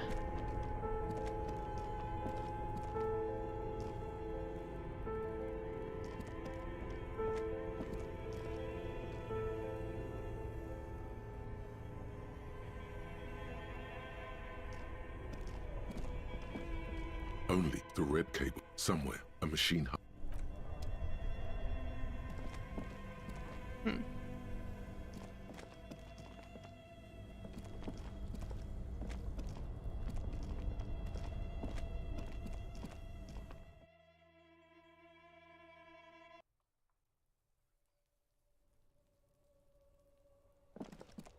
Alright, it's getting late.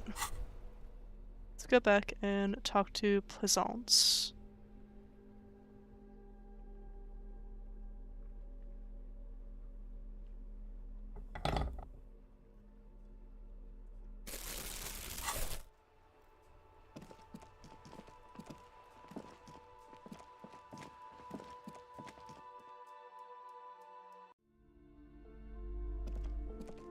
You're alive and well. Don't keep me waiting now. What's in there? In that dark sarcophagus? The dark sarcophagus. Yes, yes. How was it? It was a charnel house of failed business enterprises, leeching life energy from this bookstore. I knew it. Oh, such horrors that have been thrust upon us. But what else did you find? Did anything survive? No, of course not. Have you located the entity? I talked to the entity you told me about. Her name is Nia, and she's a novelty dice maker. A novelty dice maker? Well, spit it out. Why does she need the dice? For some kind of sorcery? Sometimes they use the ankle bones of sheep. No, ma'am. I have felt her aura. She is not the one to blame for this curse. I don't understand. If it's not her, then where is the source of the doom? How did she explain the curse? She looks perplexed. Just don't say you don't have any answer yet. The uncertainty is killing her. You've come this far. You know how to end it. There is an entity behind the entity. There's another entity, more malignant, pulling the strings in Martinez. Perhaps in my travels I will cross paths with it. A third order presence, yes. She lets go of the pendant. A great, dark relief washes over her. I've heard of these triactors. In certain occult literature, that's too dark to dwell on for too long, and definitely not in the presence of my daughter. She gestures for you to be silent. I understand everything, sir. Ooh, level up. Thank you for your descending into the maelstrom. I will keep fort up here, strengthen the wards, do my best. And if you happen upon the third entity in your travels, may the Lord be with you. She performs an X-shaped cross on her chest. Well, this has been absolutely educational. If we happen on the third presence in our travels, we will certainly come back to tell you. Yes, the venture continues. In other waters, darker waters. Should we get out of here before the vortex collapses? The shop around you feels ancient suddenly, damp and saturated by the coastal air. The books are rotting. A great cold lives here, and there, too. 1,200 meters away, on the urban coast, The dark shape of a church is reflected on the water, calling. Farewell for now, book peddler. Do you feel that? Yes. Of course you do. You don't even know what it is you're feeling, but you can feel it. That's the mark of a true remote viewer. The time has come to connect to RVD HQ. By establishing a connection, you'll have proved yourself worthy as a remote viewer. Close my eyes. Everything all right, Detective? I'm trying to connect with the remote viewers division. This again? Come on, Detective. The joke has gone on long enough. Ignore the lieutenant. He's never connected with anything paranatural. You're on different planes, metaphysically speaking. Keep my eyes shut. It takes time to block out the sounds of the world. But once you do, it's like you're on a wavelength. Not like any natural wavelength. No, there seems to be something on the other end. If only you could listen closely enough. Oh, for God's sake. This is a bunch of... Bzzzt. Do you copy? This is RVD HQ. Anyone there? Is this the remote viewers division? Acknowledged. Connection established. Bzzzt. Welcome aboard, remote viewer. You are a special man, and definitely not imagining it. Well, we've gotta pick up that thought.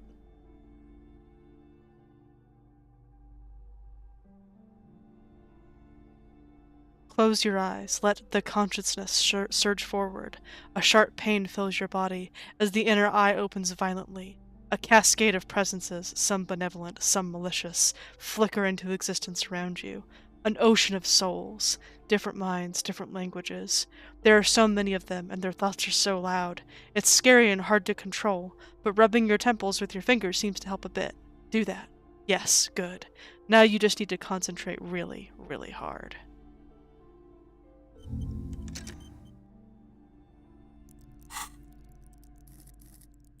And then let's see. We should probably grab...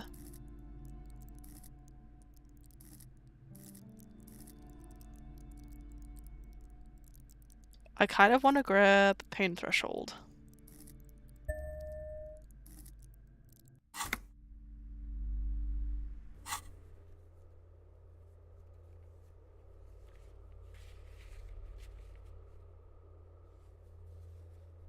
We can retry that check with Kuno, interestingly enough.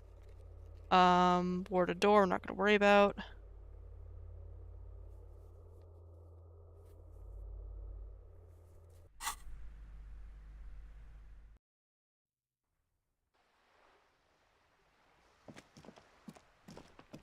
Ooh, we got over here.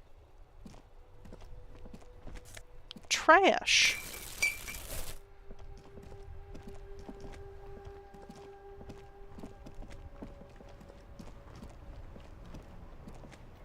Inside, you see a set of steering levers, a radio microphone, a pull-out toolbox, and the soft glow of the fuel preheater gauge. Kim, how do I turn on the headlights? All right. Ready? I turn, you press start. It's next to the preheater. He's downplaying his excitement. The lieutenant is more than happy to show off his precious carriage. The dashboard lights up with orange glow. The raspberry gauge jumps, and the engine of the Caprice Canela comes to life with a whiny growl.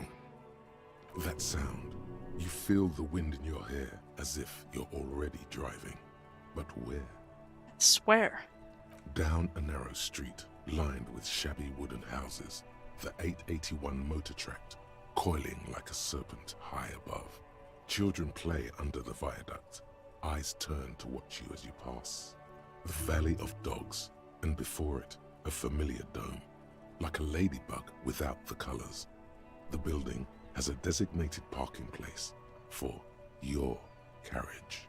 This is Precinct 41, as close as you have to home now. It's far away. Press the button labeled headlights. The lights unfold with a little click, casting electrical light onto the ground before the vehicle. There you go. I'll turn them off from the remote once you're done. We just need to stand in front of the machine now. Let's go do that.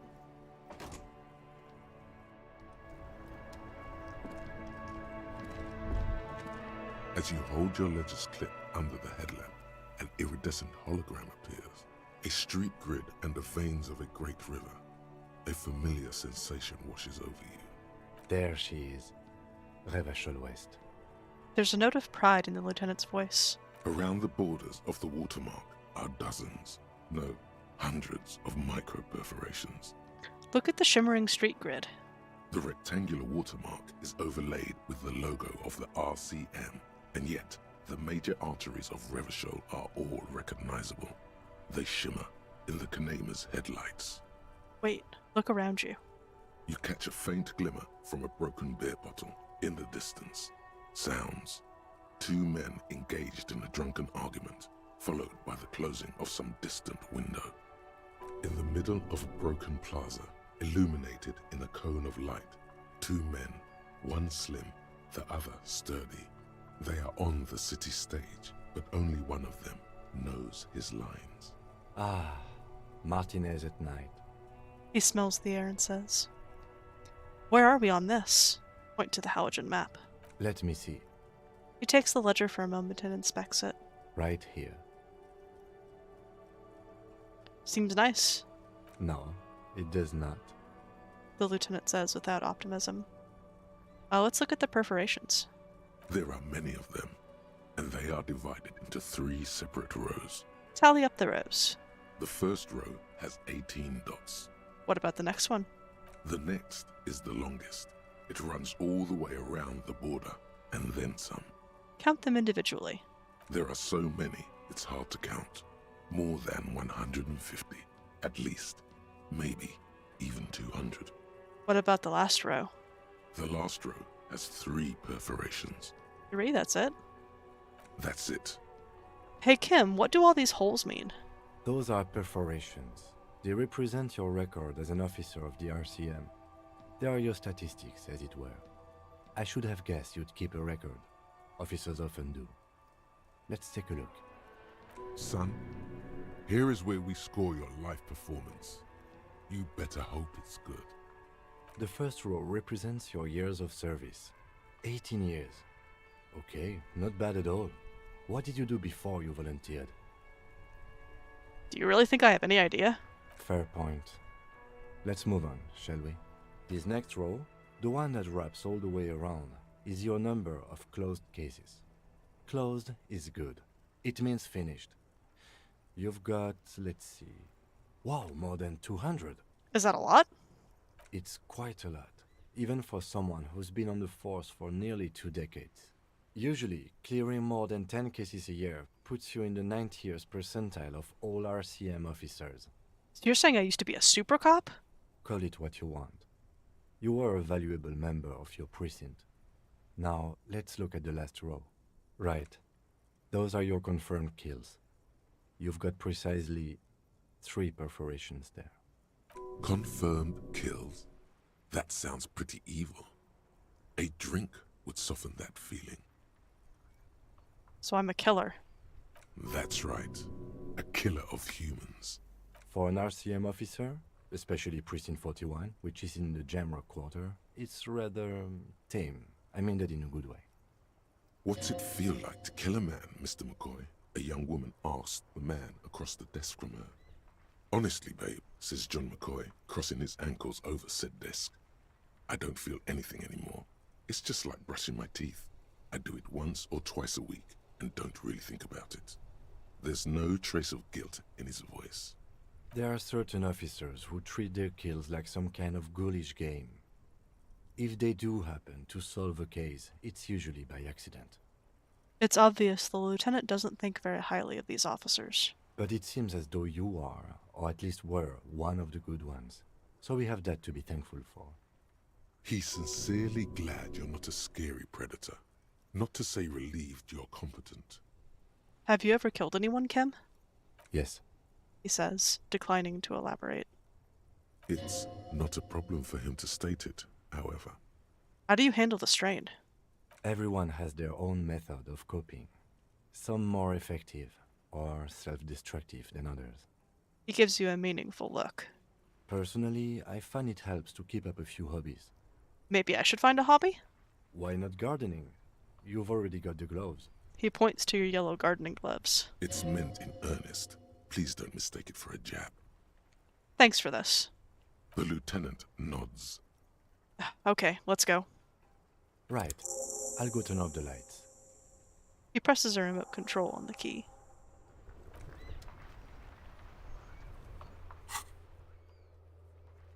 Okay, so that was read the watermarks. Nice. Let's see. It's getting pretty late. Let's try calling into the station, because I don't think we've done that yet. Inside, you see a set of steering levers, a radio microphone, a pull-out toolbox, and the soft glow of the fuel preheater gauge. Let's pick up the radio. The frequency tableau lights up, and the green button labeled Prime Line glows like a feline eye. And then you hear something. The soft purr of electrical kittens. Radio waves cast far and wide over the metropolis.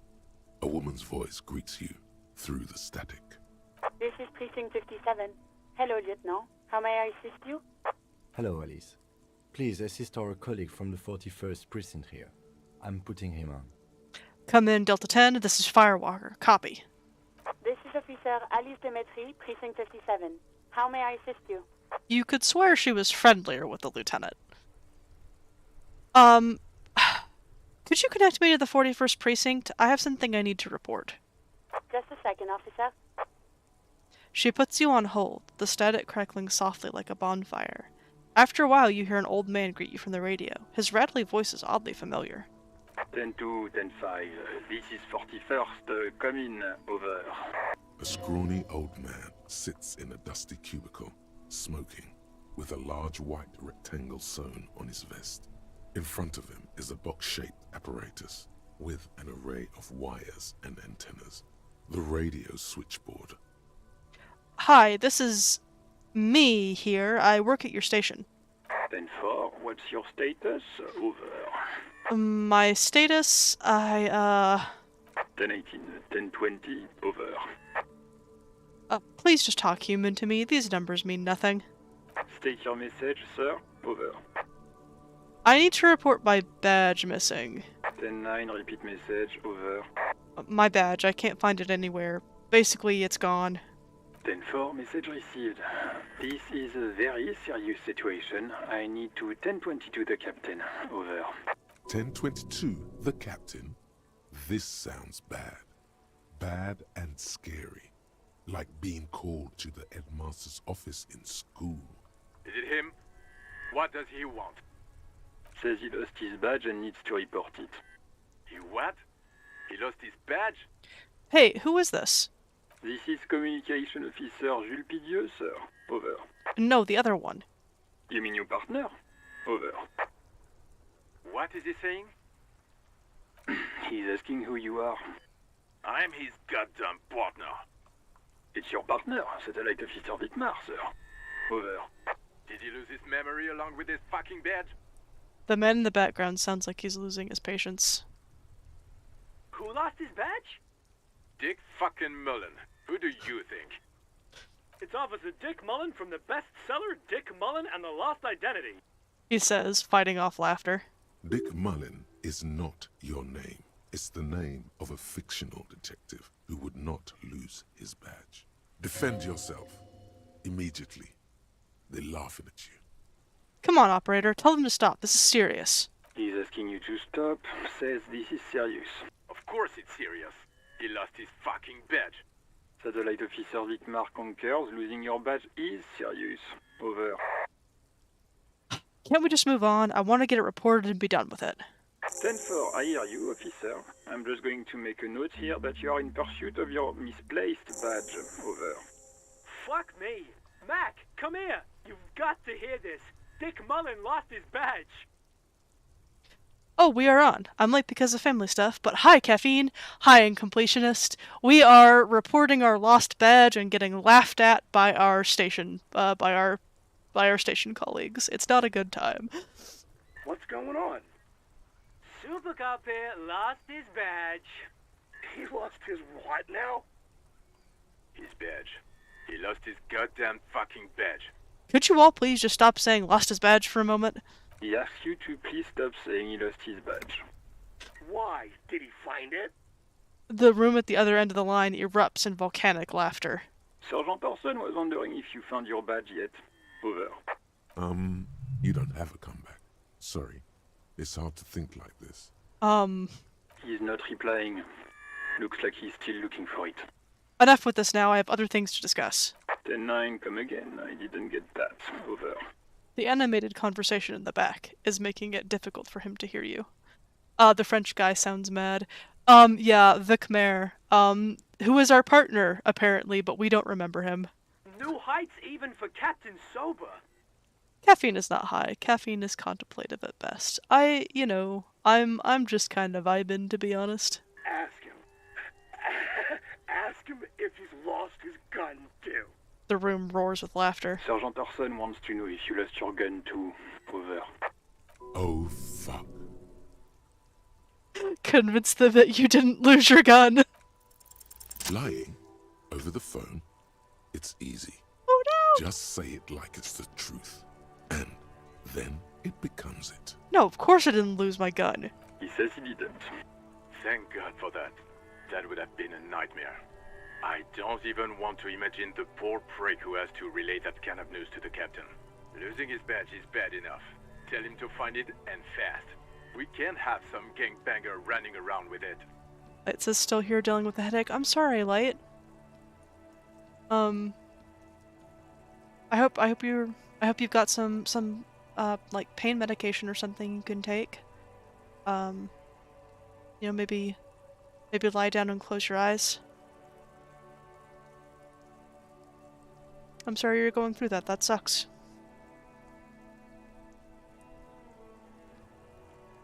We're all glad to hear you've not lost your gun, officer. You need further assistance? Over. Note to self, find my gun. Yeah. This might sound odd, but there's some personal details I'd like to discuss. Okay, 10-4, sir. I hear you. Relay your question. Over. Wait. Before you say anything stupid, think it through. What's there to think through? You're going to be looking at a straitjacket if you tell everyone you lost your memory. Be smart about this. Ask if he's there alone. 10-4, sir. I'm not hearing your question. Hold on. Are you alone in the room? I need some confidential information about myself. That's a negative, sir. I got a 10-12 here. Over. Please refer to me with my full name in the future? 10-9, repeat message. I didn't get that, sir. Over. Say my name. Sir, I will not have you talk to me in this manner. Over. Please just say my name, Jules. What? What is it? What can he possibly still want from us? He seems intoxicated and keeps asking me to call him by his name. Mullen's drunk and emotionally aggressive. That's new. Wrap it up. Don't indulge in his drunken antics. I wanted to know if you've got my badge's description right in your report. Could you read it to me? Name, rank, date of birth? What? What is it? He's still on the line? He wants to verify the information on his badge. But of course, it says Dick Mullen, High General of the Revacholian Cavalry Force. Tell him to stop wasting time. What do you need, sir? Over. Any news about my, family? 10. Excuse me, sir. Over. You probably don't want to continue on this road. I just thought you might have heard of them, that's all. No, sir, I haven't. You're not really keen on mentioning your home life, so I've always assumed things weren't that good on that front.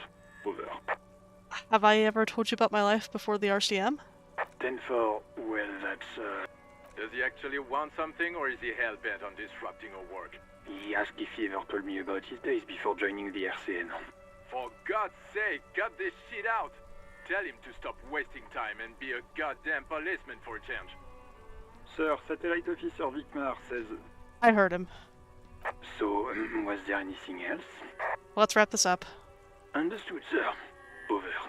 That's all for now. Roger that. 10-10. Over and out. The static ends with a loud click, then everything is silent in the cabin. 18 kilometers to the south, in the 41st Precinct's relay booth, a small crowd has gathered around Communication Officer Jules Oldboy Rapidie, around a dozen cops. The small room is filled with cigarette smoke, abuzz with laughter when Officer Judith Minnow enters. Her left arm is in bandages and her hair trimmed short. What is going on here? Did something happen? She asks, startled.